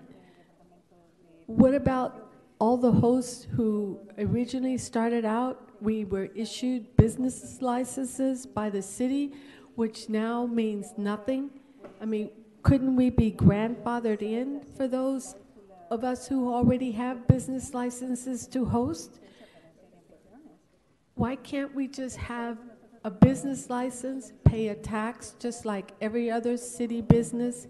Small business here, we make over $100,000. We pay an additional tax on top of our 14%. Thank you. Thank you. Next speaker, please identify yourself. Thank you. My name's Zuma Dog, and I live in Venice, and I remember since the beginning of the launch of the app Airbnb. I'm here to say I find it to be the #1 municipal decimator for any city. Things we haven't thought about. It allows everybody from all over the world to easily move here. We don't have the infrastructure. We don't have the emergency services, the police. We talk about water crisis, the roads, the traffic. All the ways the infrastructure is taxed when you have somebody take their house and allow anybody from the world to move in here. No security checks needed. It's making it way too easy for anybody and everybody from all over the world. There's a homeland security issue component to this. Okay, but mainly I want to focus on the fact that the city of Los Angeles, look at the homeless crisis. You can't deal with the people we have here now. We don't have the infrastructure, the police, emergency services, the roads, the traffic, and now you just have unlimited supply of endless people continuing to come here. Thank you. Next speaker. Leslie Host. The ordinance presented to the planning... Identify yourself, please. Leslie Host. The ordinance presented to the Planning Committee on April 10th is a last-ditch effort to eliminate STR hosting for everyone except the biggest players, the hotels and the professional hosts with multiple properties. People who are hosting in their homes, as most of us are, can't afford the appallingly high fees. No other home-based business has to pay $7,000 plus notify the neighbors just to operate. I know a psychiatrist who sees patients in her home. She didn't need neighbors' permission. My neighbors have frequent parties. They don't have to notify me. A better ordinance would require STR hosts to get simple yearly business licenses like every other business. Problem properties could easily be identified via unsolicited log complaints and called to a hearing to be warned, fined, or suspended. With the amount of TOT we pay the city, $44 million last year, there's no excuse to tax us further. It would be counterproductive, as many hosts couldn't afford to continue hosting, which would cut the city's revenue, as the April 10th proposed ordinance acknowledges. Thank you. Please identify yourself. Hi, good morning. My name is Carla Andara, and I'm a housekeeper at the Courtyard Residence Inn at LA Live. I worked there for years, and I've lived in Los Angeles my entire life. Grew up in the neighborhood of Echo Park.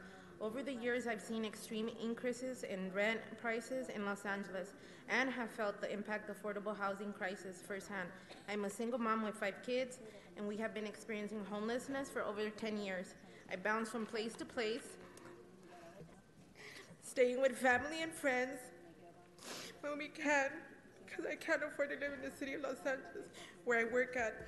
So there is a lack of affordable housing, and Airbnb makes it a problem even worse. We need to act now and protect the housing in LA.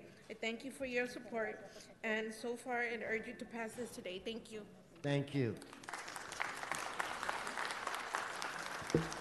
No, this is our last speaker right here. Yes, go ahead. Okay. She wasn't supposed to. No, she's in line. Come on. Okay. Hey, my name's Penelope. I'm from East LA. I'm from a family of immigrants, and I use Airbnb. My parents are first-time homeowners, and they open up the room to people of the world because they're all human beings. I don't care about their status. Okay, guys? So you make it sound like immigrants from all over the world are bad, but I know they're good people. All right? So I know my parents are able to afford their mortgage because home sharing is there for them. Banks weren't. They were bailed out. All right? Education, I know I'm able to afford it through home sharing, and I'm able to give up my community because we're able to have the time to innovate. Right now, my sister's not able to make it here because she's in Puerto Rico. I'll be in Puerto Rico next week because I'll be using that income to give back to the people there as well, and also give them the skills they need to build their future in the next innovative tech. So I want you guys to be very well aware. Thank you. Thank you. Okay, so we'll close the hearing at this point, and I'd like to defer to Mr. Huizar to kick this off. And Mr. Huizar, in your remarks, if you would make sure everybody understands what it is we're actually doing today, that where this is going to go, and this is just another part of the process. Great. Go ahead. Thank you very much, Mr. President, and colleagues and public. It's been some time now since the City Council has had purview over this matter, but What we've done is give some thorough review about what other cities have done and what we think it's in the best interest of Angelenos and the public. And it's been 3 years since Councilmember Bonin and Wesson introduced a motion for the city to look at this. And given the number of people who are here today and the time it took also the Planning Commission and the Planning Department to review this, we know that this is a very important matter. In our committee, we focused on 3 distinct policy cornerstones.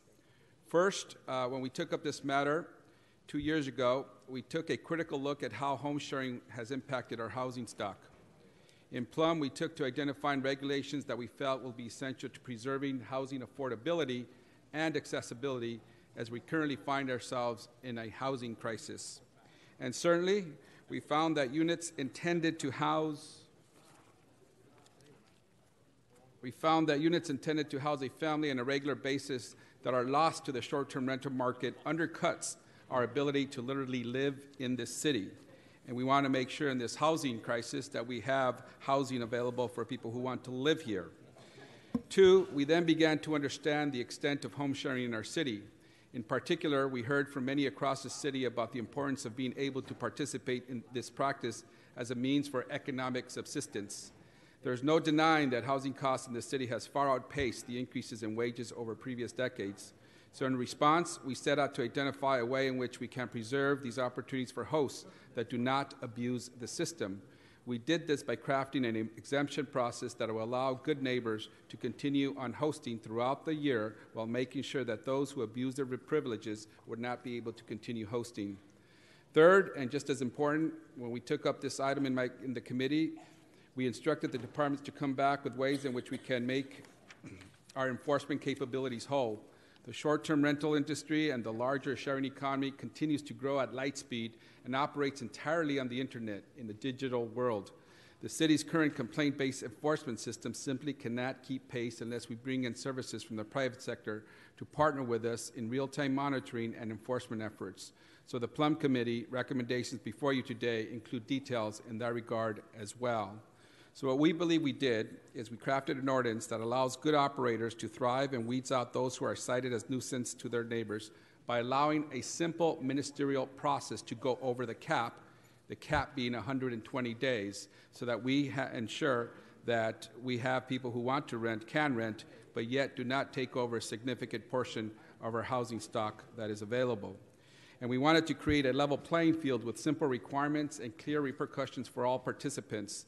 This ordinance presents enforcement based on facts and host performance and not on philosophical differences between neighbors or other subjective criteria. That's why the criteria to get the exemption above 120 days is simply ministerial and fact-based. On top of that, we hope after we pass it here, we're just sending a framework. It needs to go back to CPC for an additional vote and back to our committee and eventual council. So we still have a couple of months away, but I think what we presented today is over 3 years worth of work, research, analysis, that I think brings us a balance between home sharing and the new economy, the shared economy, and also preserving our housing stock and making sure that we do not contribute to the housing crisis in the city of LA. Thank you very much, Mr. President. Let me call on Mr. Bonin. Thank you, Mr. President, for calling on me, and thank you for joining me in introducing this motion a very, very long time ago. Every few weeks, I set up a tent at a farmer's market or a shopping center, and I have pop-up office hours. And at those office hours, I've heard stories about this legislation. Many of the folks who testified, I've heard from personally. And there have been very different perspectives in those stories, but there has been an almost universal unifying theme to those stories. And those are stories about housing instability. And as we have grappled with this over the past couple years, this is not a black and white situation by any means, we have struggled with how to balance those stories and how to make a distinction between good short-term rentals and bad short-term rentals. You know, and some of the stories I've heard about the horrors are that in one of the communities I represent, Venice, has been devastated by the impact of short-term rentals. You can take a lost housing tour in Venice. There actually is such a thing.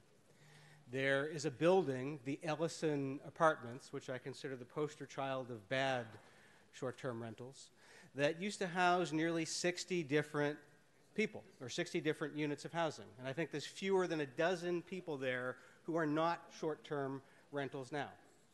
They're hosted by a company that is based in Hollywood, or was at least last time I checked, and there is no on-site management.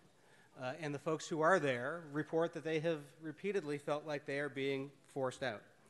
I know of a woman who lived in a fourplex in Venice, and 3 of them were all short-term rentals.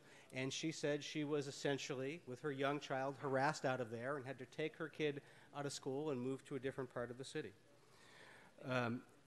On the other hand, we have heard very, very compelling and moving stories from hosts, mom and pop hosts, who are using short-term rentals in order to stay in their homes. I have met a couple from West LA with 2 young kids who say they can't afford to stay there and can't afford to save up for tuition for their kids when they go to college if they don't rent out one of their extra rooms.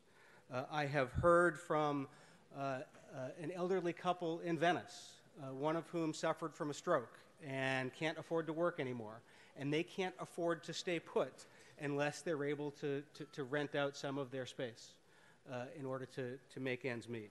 On one hand, we have stories of scurrilous speculators who are operating rogue hotels and, at least in my part of the city, severely impacting rental housing, affordable housing, and contributing to gentrification.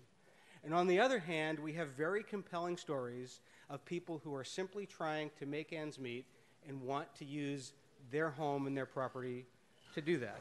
And so one of the reasons this legislation has taken so long is that we have worked very hard to try to balance those competing interests. And it ain't easy. It has not been easy at all. This is Goldilocks that we're looking for. Some of the legislative proposals have been too hard, some too soft, and we're hoping that this one is just right. It probably isn't. We are probably going to have to, over the next couple years, revisit this and fix it and change it and refine it in a number of different ways. But we can't continue to do nothing.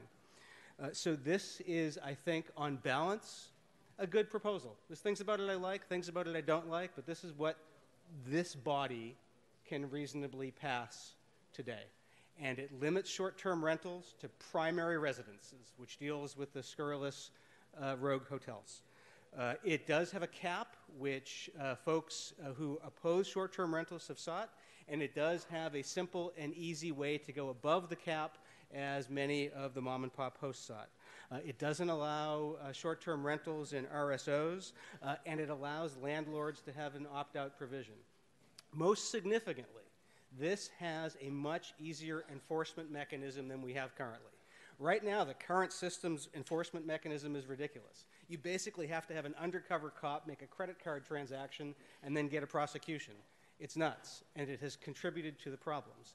Under this new system, you get a registration number. There are very simple, clear, defined, and trackable ways to enforce this. And the measure of whether or not this works is going to be the enforcement. And the mechanism that Mr. Huizar and his colleagues have come up with, I think, is the closest we've come to a simple and easy enforcement mechanism that the city has ever had. So this is, as Mr. Huizar noted, not the end of the process. Today we are simply giving instruction to the city attorney to come back to us with an ordinance. And then all of us, I assure you, will be quibbling over the details, some small and some large, in that proposal. It's said that you don't want to see how laws and sausages are made. To belabor the analogy, and my apologies to meat eaters, there's meat and meat byproducts all over the table. And the city attorney's job is to try to put this into the casing, and then we will decide if they put the right ingredients in. And that's where we are, and this will be back for further conversation. But it's an important step to move forward today so we can try to address the housing instability issues from both sets of stories that we've heard today and that we've heard over the past several months and years. Thank you. Thank you. Mr. Koretz. Thank you, Mr. President. This has been a long time coming. Home sharing, I think, has been incredibly disruptive. It's taken thousands of units off the market and contributed to unaffordability in the city, and has disrupted many neighborhoods. It's not my perfect home sharing ordinance, nor is it perfect for my district, but we've made a lot of progress, and I thank the folks that have worked on this for their good work. I've decided not to pick any fights today and ask for votes because we need to get something in place to replace the mess that we have until now. Even so, I don't think this ordinance is fully cooked within its existing constraints. So I've offered some amendments asking city planning to report back to the Planning Commission when today's ordinance goes back there for ratification. Some of my amendments actually are just technical, clarifying that certain kinds of RSO units that might otherwise fall through the cracks, which clearly should not have short-term rentals, will not have those, and to clarify the definition of tenant. I'm also calling for a code of conduct similar to what they have in Palm Springs, and full disclosure of our final ordinance to all hosts when they register. We know from decades of societal experience that most people who know the rules tend to obey them, so I'm proposing that we hold them to that account as well as their customers. I'd also like to ask us verbally, since I put those other two in writing, to consider moving a primary residence from the current definition, which is 6 months, to 11 months, which would leave a month for a legitimate vacation, but otherwise require that residents be present. Because clearly if you're sharing a home with some people as opposed to just renting the entire home, you're not going to have the kind of disruption that we have in our neighborhoods currently. I would also look for us to find some sort of an exemption for people that can show that they actually are out of town for a lengthy period of time, to try and address folks like those in the film industry that may wind up 4 or 5, 6 months in Canada or other places outside of Los Angeles pursuing their occupation.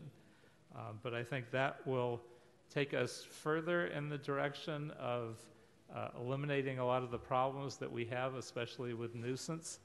And so I'd like to ask for a second for that, and then ask that that be referred to committee with the other amendments. Thank you, Mr. Huizar. Mr. O'Farrell. Thank you, Mr. President, and thank you, Mr. Huizar, and thank you, Mr. Bonin, and the entire Plum Committee and the Housing Committee. I know you've heard this. It's been through the CPC a number of times. And I think Mr. Bonin articulated exactly the two big arguments and the two issues on the either side of this very important, complex topic that we're trying to address here. And I will say that in my universe, the problems have been not unlike what's happened in Venice. The rent-stabilized building that is purchased, and then the long-term tenants slowly go away through very curious means, and then it fills up with only short-term rental purposes. And then the party houses, where someone, and it's been all over the LA Times, in Silver Lake bought a 5-bedroom home, never lived there, and turned it into a hotel. So those are two egregious examples, but they are very real, and they're happening across the city. So I think that this body is heading in a very universal direction, and that is make sure that housing is being used as housing, that rent-stabilized units have the protections they need and deserve, and that they have by law, and a common-sense approach to addressing the home-sharing economy. My focus has been to create a path and really differentiate between host and non-host. Some of the comments today, there was the young actor that from the industry that mentioned the hardship when you get a job, and mind you, most people in the entertainment industry are not the millionaires that you hear about in entertainment tonight. They're everyday people who get work out of town frequently, and they live sometimes in newly rented, rent-stabilized units. They might be paying $2,700 a month for a rent-stabilized unit, but they get called out of town for 3 weeks or a month or 2 months. In the 1980s, when I was in that occupation, I gave up 2 or 3 rent-stabilized apartments throughout the 1980s because I got contracts out of town. Would love to have been able to stay in those units, but that was eons ago. So there's that issue. There's also the issue of, and I met several people in my district who have old homes, maybe pre-World War II homes, that have 1 or 2 or even 3 units attached to them. This current framework would prohibit them from doing home sharing in their main house. I think that needs to be looked at as well. Not saying that those units reserved for rent stabilized under the RSO should change, but why should they be precluded in their main house that may have 3 bedrooms from doing RSO? I mean, not RSO, but home sharing. So there's that issue. And then lastly, in terms of this 120-day limit, whether it's host or non-hosted, and I know that there is, you can apply to be exempt from that, and it's ministerial, but it's costly. So I've introduced 3 motions, friendly motions, to take a look at what it would be to cure some of these issues. And one instructs the Planning Department to report on establishing a 120-day cap for non-hosted stays and no cap for hosted stays under very specific circumstances. I have neighbors on my street that would be in violation of that, and that's a real-life issue for some of my neighbors. And then another motion for the Planning Department to report back on an alternate reduced fee structure for hosted stays. And then lastly, to report back on the legality of precluding rent-stabilized units from participating in home sharing. And we're not talking about the RSO apartment buildings. We're talking a very specific small universe that needs to be addressed. As Mr. Bonin said, this is a very, very complex issue, and it really requires a complex approach. And so I think that we need to focus in on more on host versus non-host, someone who lives there most of the year or someone who doesn't live there most of the year. And I think that when we get these answers, we'll be able to adopt an ordinance that will work for more people. So, thank you. Thank you. Mr. Rue. Thank you, Council President. And I really want to thank all the members of the Plum Committee and the Housing Committee for their long hours and their tremendous work. And also thank you to all the city staff and of the Planning Department, the CLA, the CAO, and my staff led by Nick Reif. I also want to thank all the advocates and residents who have thoughtfully weighed in on all sides to get us to this point. As many people know, my district, along with many others, have one of the highest levels of short-term listings in the city. This has created significant impacts to residents and neighborhoods in my district. On the one hand, it has allowed some residents to continue to afford their mortgages and bring in extra income. On the other hand, it has changed the residential character of my neighborhoods and forced residents to look to the city for enforcement and often found little help. Which is why the home sharing economy led to my party house ordinance, which formally went into effect 2 weeks ago. Today, there is a friendly, clarifying, amending motion that includes the party house law to the enforcement components of this ordinance, as was previously approved in Plum and in Council, but was missed in the final instruction. All of these impacts are why it is so important that we get an ordinance approved so that we can regulate this industry actively and productively, and in a way that fits into the mission of the home sharing economy and cuts out the bad actors who are disrupting their neighbors or evicting a building full of residents to create de facto hotels. So thank you. Thank you. Mr. Blumenfield. Thank you very much, Mr. President. Members, today's a pretty important day moving this forward, and I want to thank all the members of the Plum Committee and the Housing Committee and the folks, our Council President, who really helped drive this policy. This is a major policy that we are taking on, and I'm very pleased about it, and I think it moves us in a very good direction.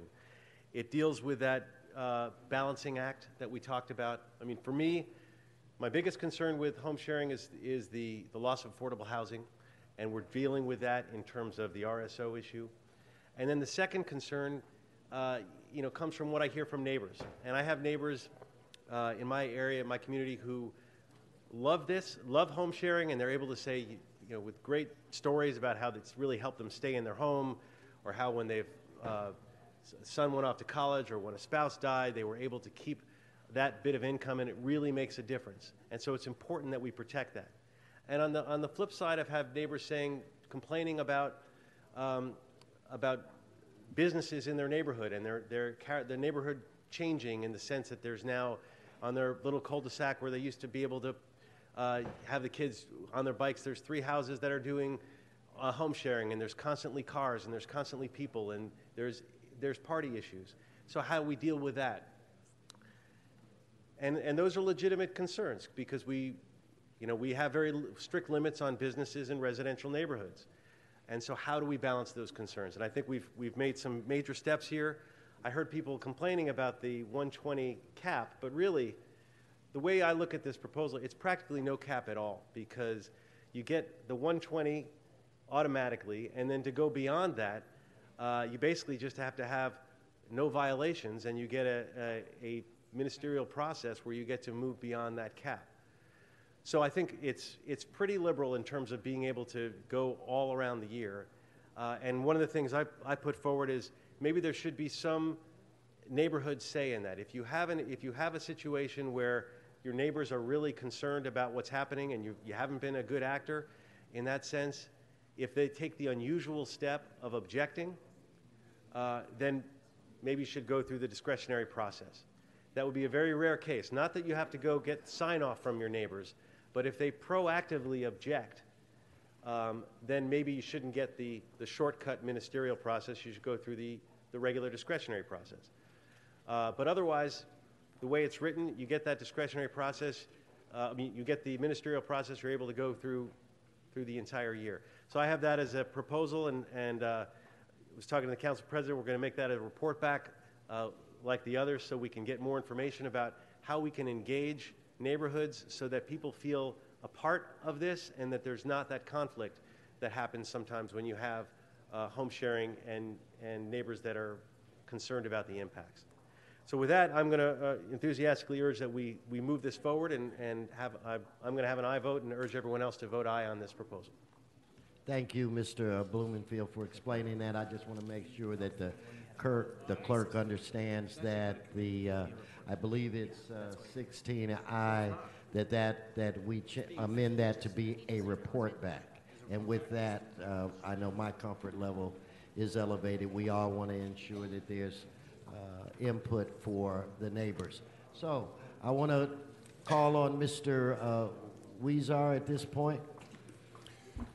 Thank you very much, Mr. President. First, I want to commend my colleagues on the council and the Plum Committee and the Housing Committee. And throughout this process, we've been receiving input as they've listened to our constituents about how best to balance this policy and get a reasonable ordinance that would help us move forward. And we've come a long way. I think we've had 4 Plum meetings, and I think the first time we heard this item, we even had to put television monitors outside of City Hall to accommodate people who wanted to speak. And we've taken as much input as we could. But it's not the last opportunity. Today, after today's vote, we're going to move this draft ordinance to the Citywide Planning Commission because we made amendments to that draft ordinance, to their draft ordinance. We've been advised because of the amendments we've made, we need to send it back to the Citywide Planning Commission. We're going to work with them to hopefully get it back to us as soon as possible. Once it comes back to us, it'll go through Plum and Housing, but we'll get it out as quickly as possible to come back on the council floor again to direct the city attorney to draft the final ordinance. So the amendments we see here today, although some may be report backs, or they are report backs, we're going to have some opportunity to hear them again one more time. But what we don't want to do is to stall any longer. We have a timeline, let's stick to it, and so that when we get these amendments, give them to the planning department, they will work with them, I understand, quickly and efficiently and have everything ready so that we deliberate them one more time in committee and then council one more time to then instruct the city attorney with a final ordinance. So, Mr. President, I know we as a council have a lot on our plate, but I would ask that we work with this on this with urgency and that we get this back as quickly as possible without relevant departments, et cetera. So thank you so much. I ask for an aye vote on this. And Mr. President, you have all the amendments. Some you're going to ask that most of we're going to send to committee, correct? And you'll clarify all that. Thank you very much. I have the clerk clarify that, if you would. Mr. President, before council, we have the Planning and Land Use Management Committee report, which is 16A, the Housing Committee report, which is 16B. We have amending motions C as in cat through J as in Jerry that have been posted and circulated. And with one more additional amending motion, that's motion Kretz-Weezar, made verbally, which addresses or changes the primary residence from 6 months to 11 months, as well as looks into an exemption for lengthy out-of-town stays, and that motion, per Mr. Kretz, be referred to committee. Okay, Mr. Clerk, we can vote on this all together because everything appears to be friendly at this point. Inasmuch as 16I has been changed to a report back, okay. Yes. Then let's go. All right. If you'd please open the roll, close the roll, tabulate the vote. 15 ayes. The ayes have it.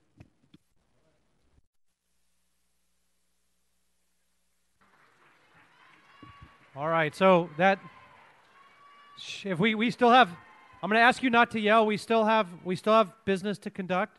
So that item is moved and unanimously supported. So we're going to go on to the rest of the agenda.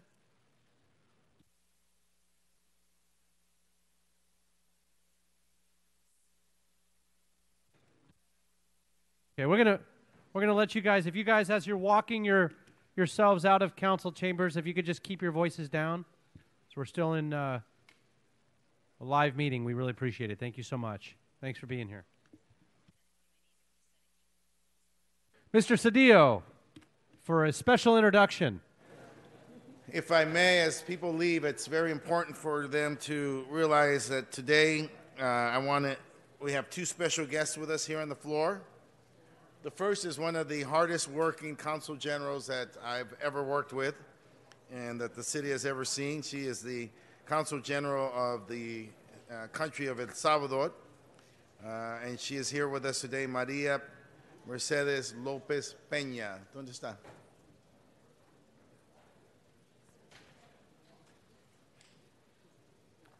And then I also want to introduce with her is Mateo Rafael Latin. He is the highest ranking indigenous mayor in Central America. He's from Sonsonate, El Salvador.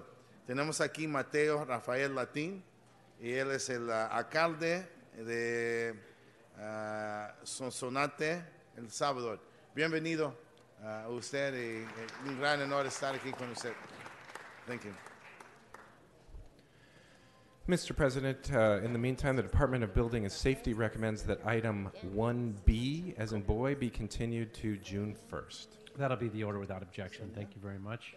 It's our next item. Oh. So anyway. We have, Mr. Previn. Eric Previn still here?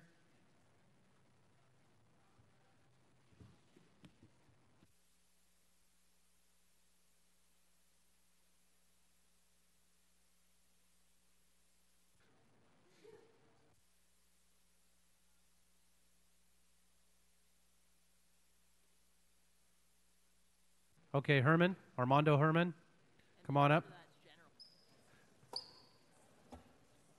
So we can take Mr. Previn's name off. He's no longer here. Okay, we'll go ahead and remove his name. There's plenty of time for council chambers to empty out and folks to come back in.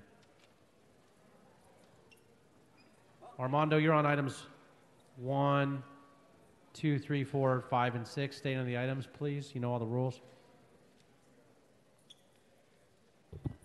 Well, no one's here to compromise rules. We're only here to confirm that the process of liens and nuisance abatement is always against minorities like myself, a wetback.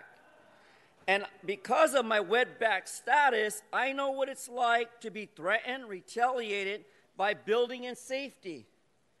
That's a compromise because all I want, like the rest of you here today and the rest of you over there, is a lovely place called quality of life in my community, except I'm being retaliated by the city of Los Angeles, for example, in CD6, 17180 West Mariah Street, only $2,000, but I'm a Mexican, wetback, and I can't afford to work, so I come here to work asking for forgiveness of my lien. Instead, I'm punished. I'm punished because I'm an American citizen wetback, and I don't have a job, and I'm here to protest. And then I go to the very back. A lot of time, folks, a lot of time.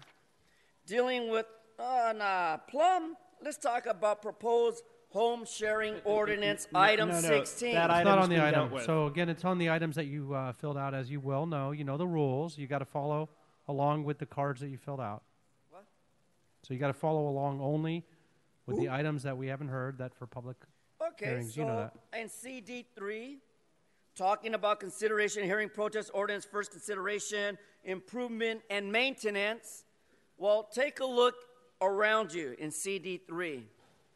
Mr. Bloomfield is a great Jew. He and his African-American wife keep the community clean regarding first consideration of street light districts. You put lights, the pimps leave. You put lights, the drug dealers leave. You put lights, and no more sexual harassment in our community. You sweep away the illegal conduct of serious crimes like 1192.7. Penal Code, Mr. Rookie Attorney, am I correct? Correct me if I'm wrong. 1192.7C. A serious crime in our community is offensive. We seem to However, have veered off topic, accompanying Mr. the President. order for above lighting, we have to acknowledge that Government Code Section, now am I on topic? Section 53753 doesn't violate any constitution other than when I say, fuck you. Now my general public comment. As you heard the latest news, and I can't believe it, some of you will have to believe it. Why did David Rue, back in 2012, have a sexual misconduct with a Jane Doe?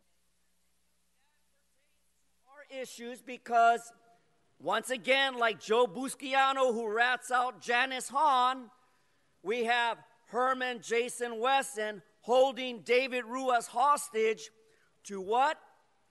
Take away our privileges in his community, which is my community, the Korean community.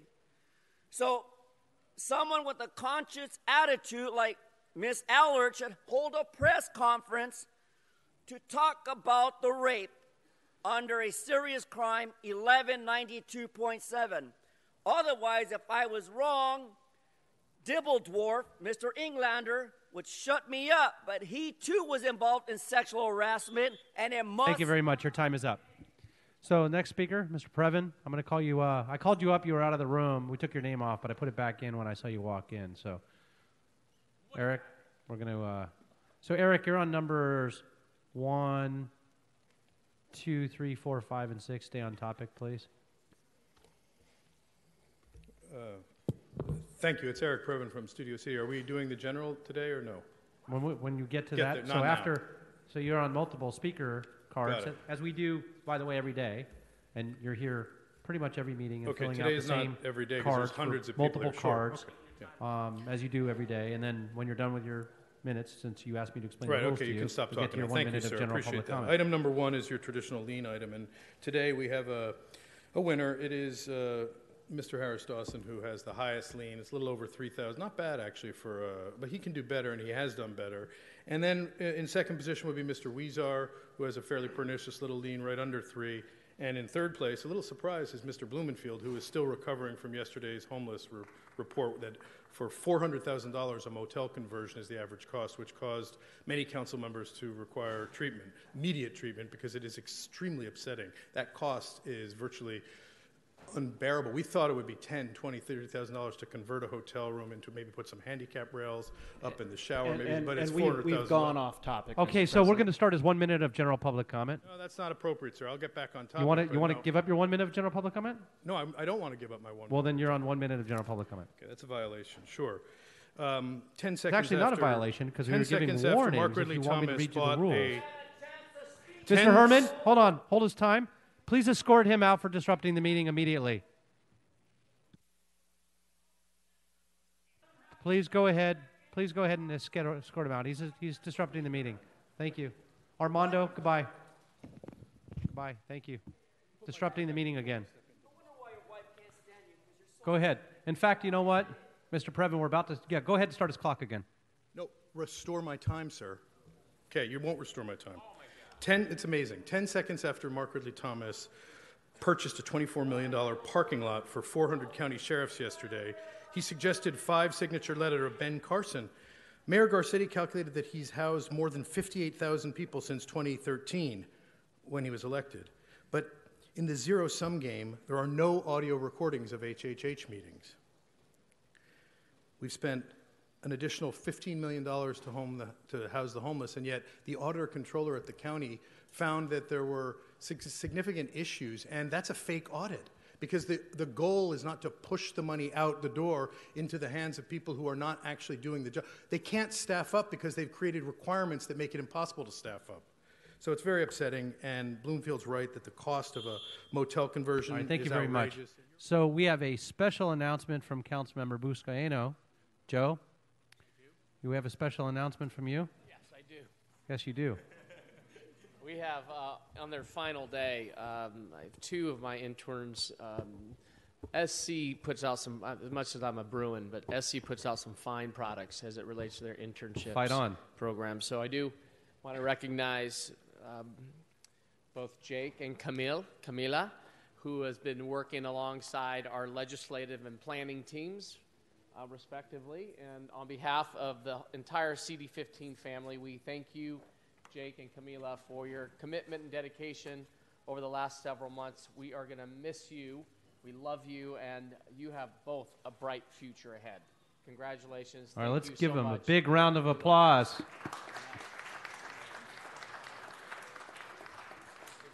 Two incredible interns representing the finest institution here in Los Angeles. All right, thank you.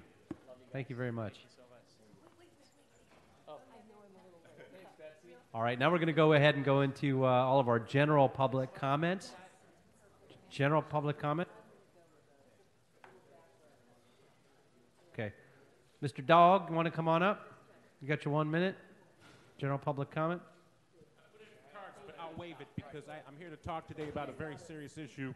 And please, I'm calling for LA City Council to demand that David Roos step down. Okay, I got the Court of California Superior Court file right here.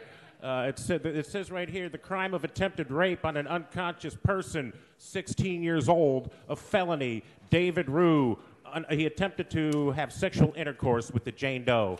Now, it turns out she was 16 years old at the time, and there's a Lisa Bloom lawsuit that is alleging that he drugged her with water. He drugged her water. She couldn't move, and then he slipped his hand under his clothes, and he went to town on her, okay? And he has at no time stood up and said, that is not true, I did not do that. He didn't do that yesterday, he's not doing it today. Okay, now he's going to be very unavailable in the lawsuit, and I'm telling you, how can you people sit here and let him have power and authority? He was willing to drug and rape a 16-year-old girl. Get him out of here so I don't have to come back. If you yell on the mic again, we're going to cut you. Now you're disrupting the meeting. You're disrupting the meeting, so we got to ask you to leave. Thank you. All right. Thank you very much. Great to always see you back in chambers. All right. So now we're going to turn our attention to just general public comment. Guillermo Martinez, Jacqueline Richardson, Bob Wexler, Brian Lowe. You guys can all start coming up as I call your names in any particular order, whoever's ready to speak first. State your name at the microphone. And you'll have your 1 minute, please. Thank you so much. Joanne?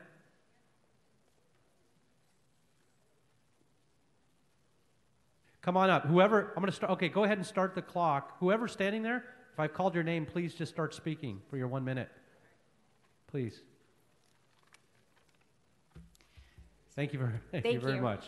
Thanks for being here. Stacy Carnias, Senior Chemist, Environmental Monitoring Division, Bureau of Sanitation. Standing together behind me, you will see members of SEIU 721, MOUs 8 and 17, engineers to architects, geologists to programmers, criminalists and environmental specialists, chemists and biologists. EMD shoulders the responsibility of environmental protection. Engineers throughout various departments deliver hundreds of millions of dollars in projects every year for this city. And MOU 8 and 17 are the professionals that make each of these agencies run effectively.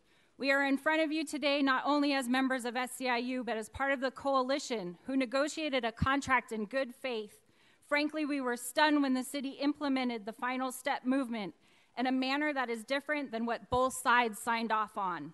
Trying to work with city management to correct the situation. Thank you. So, I appreciate. We've got the next speakers. We've got 1 minute, so I want to make sure we get through. We've got quite a few cards here as well.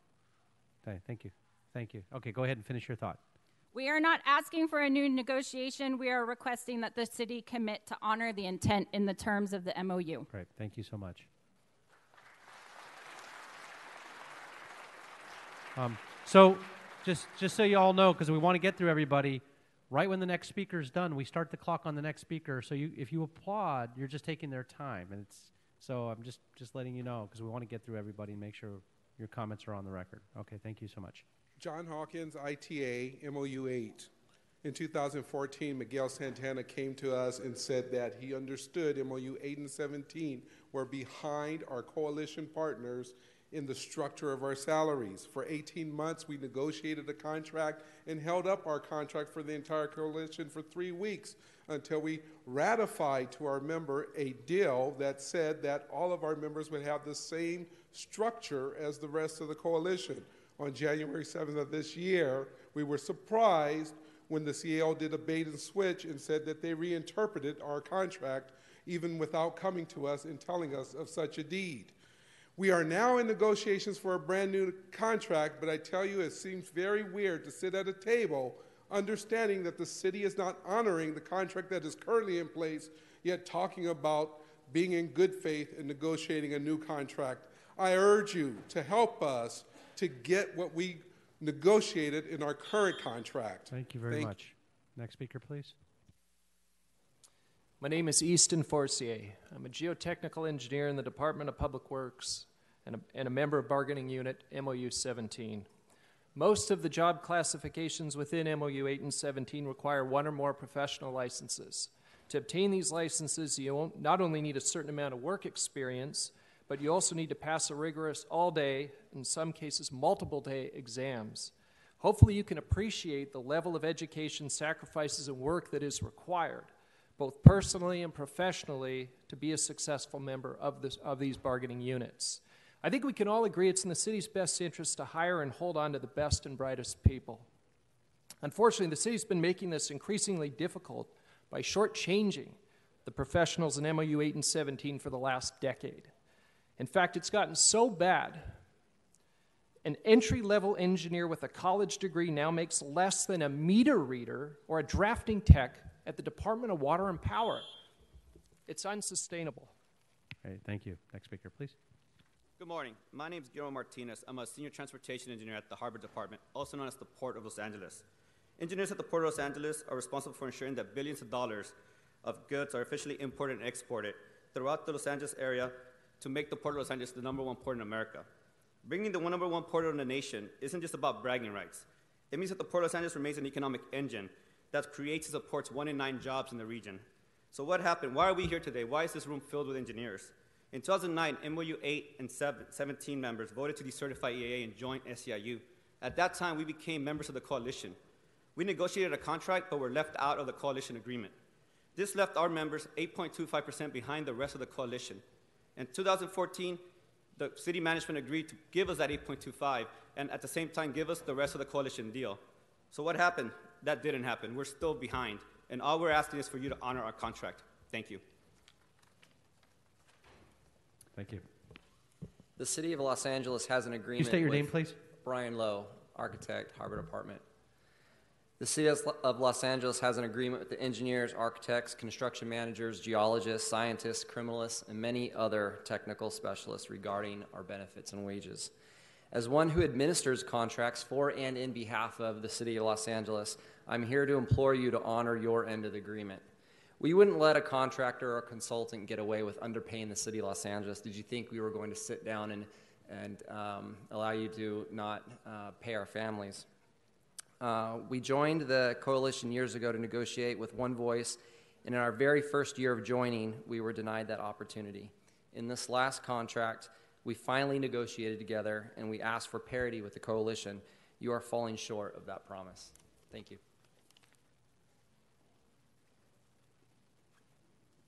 Richardson, this is a request for the children to attend two different organizations. The first one is the Griffith Park Observatory. They have a star show that the children would love. It shows the stars, the billions and millions of stars, portions of those that would make the children more alert. The second place is the Japanese American Museum.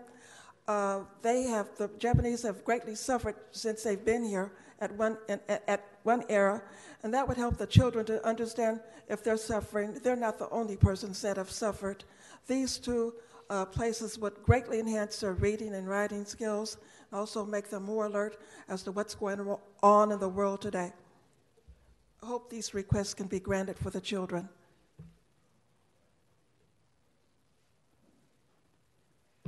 Nadie Mackling, chemical engineer, environmental engineer, now retired after 29 years with the City of LA.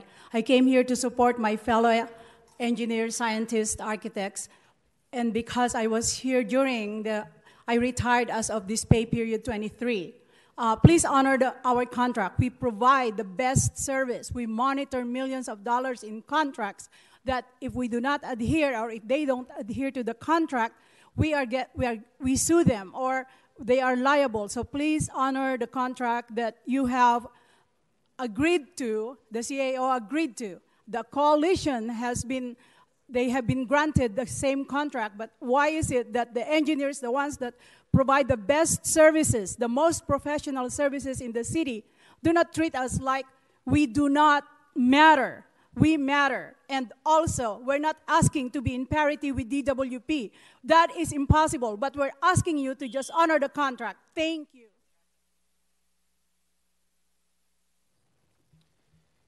Good morning, honorable council members. My name is Michael Hunt, and I'm here to basically represent MOU 8 and 17 as their union steward. As you can see, MOU 8 and 17 has reached a tipping point. We're here to say enough is enough. We're not just budget line items to cut. We're your professionals, your supervisors' supervisors. We deliver your projects. All we are asking for is fairness. We want to be treated the same as everybody else in our union, SEIU 721. That's it. It's pretty simple. Mayor Garcetti, if you're listening, you gave us your word. You said we'd be treated the same as everybody else in SEIU. So my question to you is, are you a man of your word? Council members, I'm here to help. Consider me the canary in the coal mine. Heed my warning. You're about to lose control of your city. Fix this issue. Fix it now.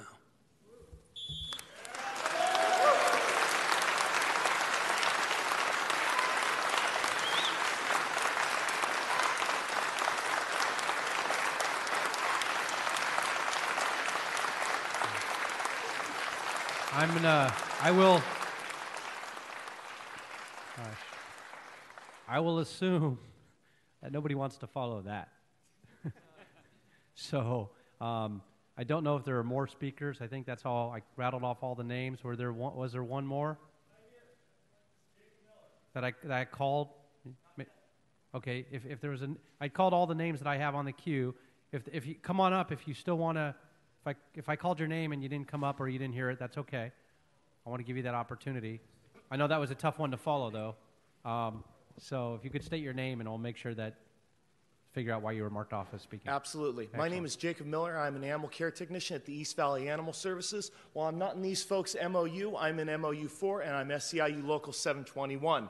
These guys, they do need to have their contract answered. Another thing that has to go in with this contract was that you guys promised to hire more people. We need more animal control officers. We need more clerks. We need more vet technicians in the City of Los Angeles Department of Animal Services.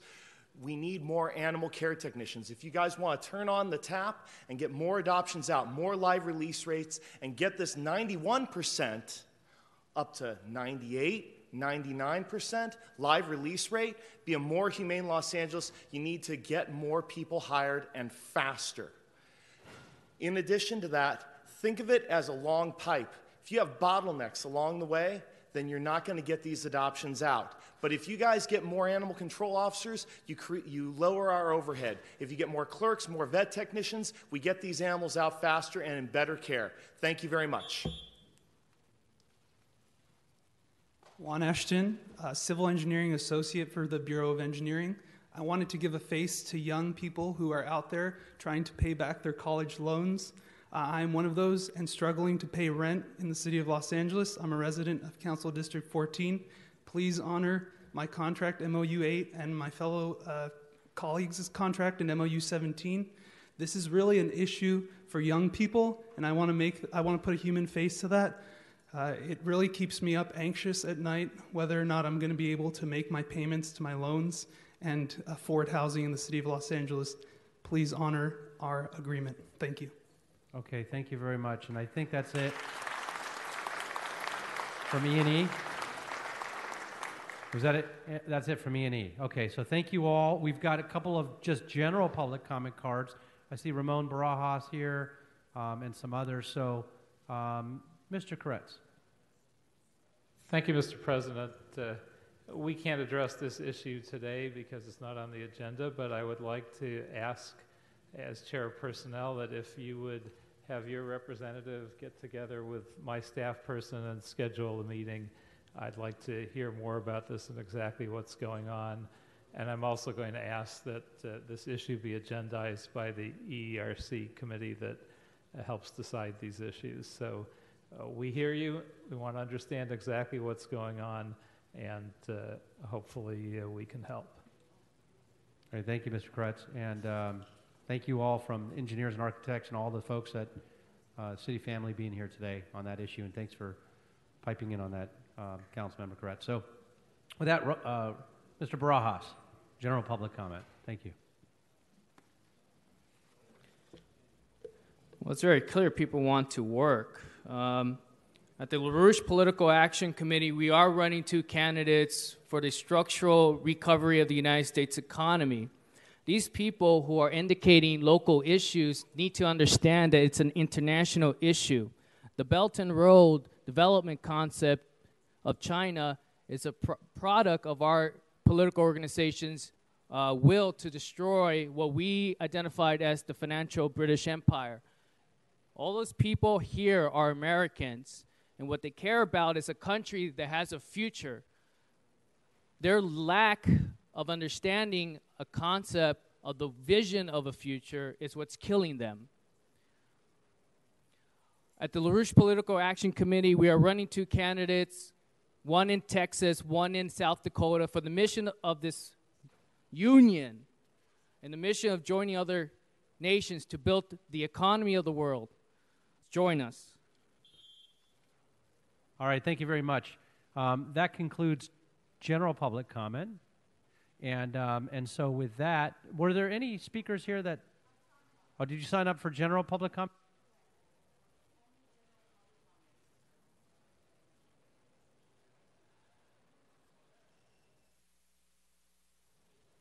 Yeah, I'm sorry, Antonio, come on up. You have your 1 minute.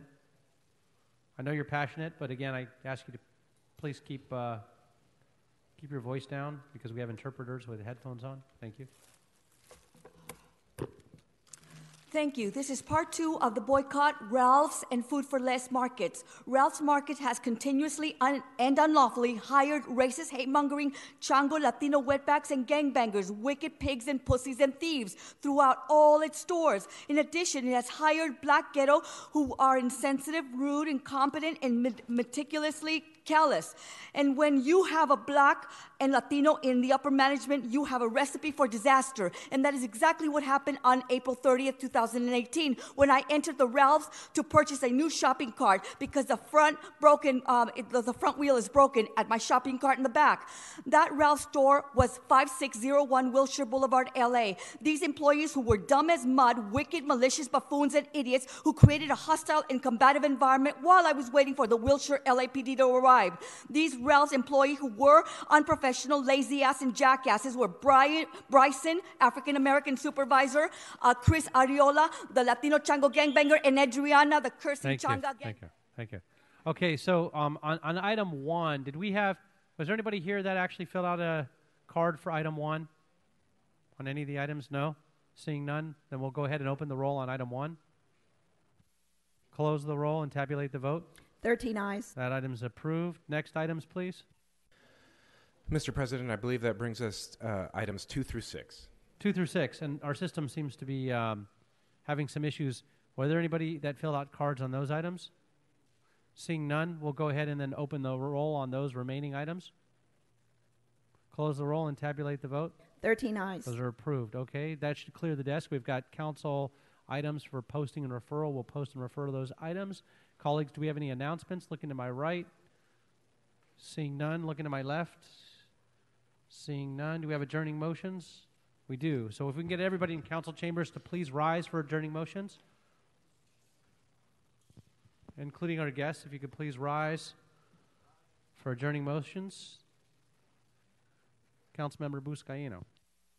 President, I do know in this adjourning motion that Councilmember Ryu will also join me and will be providing some adjourning comments as well. So colleagues, I ask that we adjourn today's council meeting in honor and memory of Gloria Alves, who we lost a dedicated public servant. She was born and raised in the Bronx, New York, and after working at the Bank of America for many years, she was hired by former LA County Democratic Party Chair Gary Shea in 1996. She then served 22 years as the LACDP for 3 different chairs. Throughout her career, she was dedicated to increasing voter participation. She traveled across the nation to help elect people she believed in, from Chicago to New York to Washington, D.C. We should all be grateful for her dedication and commitment to civic engagement. She was also a devout Catholic, which enriched her commitment to justice and service. She flew across the country to Pennsylvania to see the Pope and when the Pope visited, and across the world to South Africa for a visual of Nelson Mandela. It was in her nature to show respect and deference to people who made the world a better place. Gloria was a unique soul who touched all those who she met with her vibrant, compassionate, and caring nature. She will be missed by all who knew her, and we send our sincerest condolences to her family, her friends, and the entire LACDP family. May she rest in peace. Mr. Ryu. Thank you, Councilmember Buscaino, for bringing this forward, and I also like to rise in honor of Gloria, who is a longtime member, activist, and pillar in the LA County Democratic Party. And, you know, Gloria was known for helping. She helped any community, any candidate, or cause that she believed in, which basically was everybody she met. Whether it was going to South Africa for the Nelson Mandela Vigil or throughout the country for local and national races, you know, she fought for working people, people of color, and any marginalized group that she could help. She was known for her vibrant personality and the unforgettable warmth she gave to anyone that she met. She has left an indelible mark in the Democratic Party of Los Angeles, and I really want to thank you for closing today in her honor. I'm going to call on Mr. Cedillo, then Mr. Koretz, and then I'll say a few words myself. But before I forget, if I can ensure that the clerk's office would add my signature to this. So, Mr. Cedillo. signature as well. She was from my district when I was first elected to the Assembly. She was one of our delegates from the Assembly district. And I think we should note that she just always seemed to have a smile. And she was just this incredible person, very positive, very constructive, and just always a smile, very positive. Always made you seem special. She always seemed so happy to see you. And I think for all of us shared that same experience. We all felt like, oh, wow. And so I think it's important to note that. I was shocked. I saw the notice on Facebook and was, I want to thank the people who brought this because I was sad that not enough people were talking about it, but evidently we all were touched by her. And so just add me to the chorus. Mr. Koretz. And if you could add me as well. I've been on the Democratic Party Central Committee board for many, many years. And as Gil said perfectly, she was just a wonderful person, super positive, a joy to serve with, and she was one of the absolute stalwarts of the Democratic Party, someone who was always there, always working hard, and always bringing positivity and joy to the experience. So if we could make sure that we get signatures from Mr. Cedillo, Koretz, Rue, Buscaino, and myself. You know, this was a shock. I think many of us first were notified from social media that she had passed. I had just seen her a couple of weeks before that. There's so many people that she's helped all over this state, in particular in this city, and I was one of those fortunate people. And I don't know if she ever slept because she was just boundless energy. And she talked fast when she got excited, boy. And she would tell me, I'm going to go do this. And I wouldn't understand a word that she said, but she'd come back and whatever it was had been done. She was not well liked. She was well loved. She was beloved. And I guess this goes back to if there's somebody that you love, you need to make sure that you let them know that because there's no certainty that they will be there when you see them in 2 weeks or the next day or what have you. And with Gloria's passing, she leaves a lot of friends that are still kind of walking in a fog. And I just want to reference another good friend of yours, Mr. Cedillo. Bobby Jean was just floored and devastated by this. And the two of them, if there were ever Thelma and a Louise or whatever duo you can come up with, the two of them, they were engaged for decades together. So my heart goes out to all of her friends that miss her presence. And I know for me personally, if you had 5 or 6 Glorias on your side, you can run for president of the United States and have a shot. So with that said, she will surely be missed. Are there any additional, Mr. Koretz? Tomorrow to the Friday. All right, I'll do it Friday. Let's focus on Gloria's adjournment this time. And I think that's very big of you that we would do that for her. I think that she proved that there's absolutely nothing wrong in just being good people, because that's what she was. So there's no more business before this council. This council's adjourned.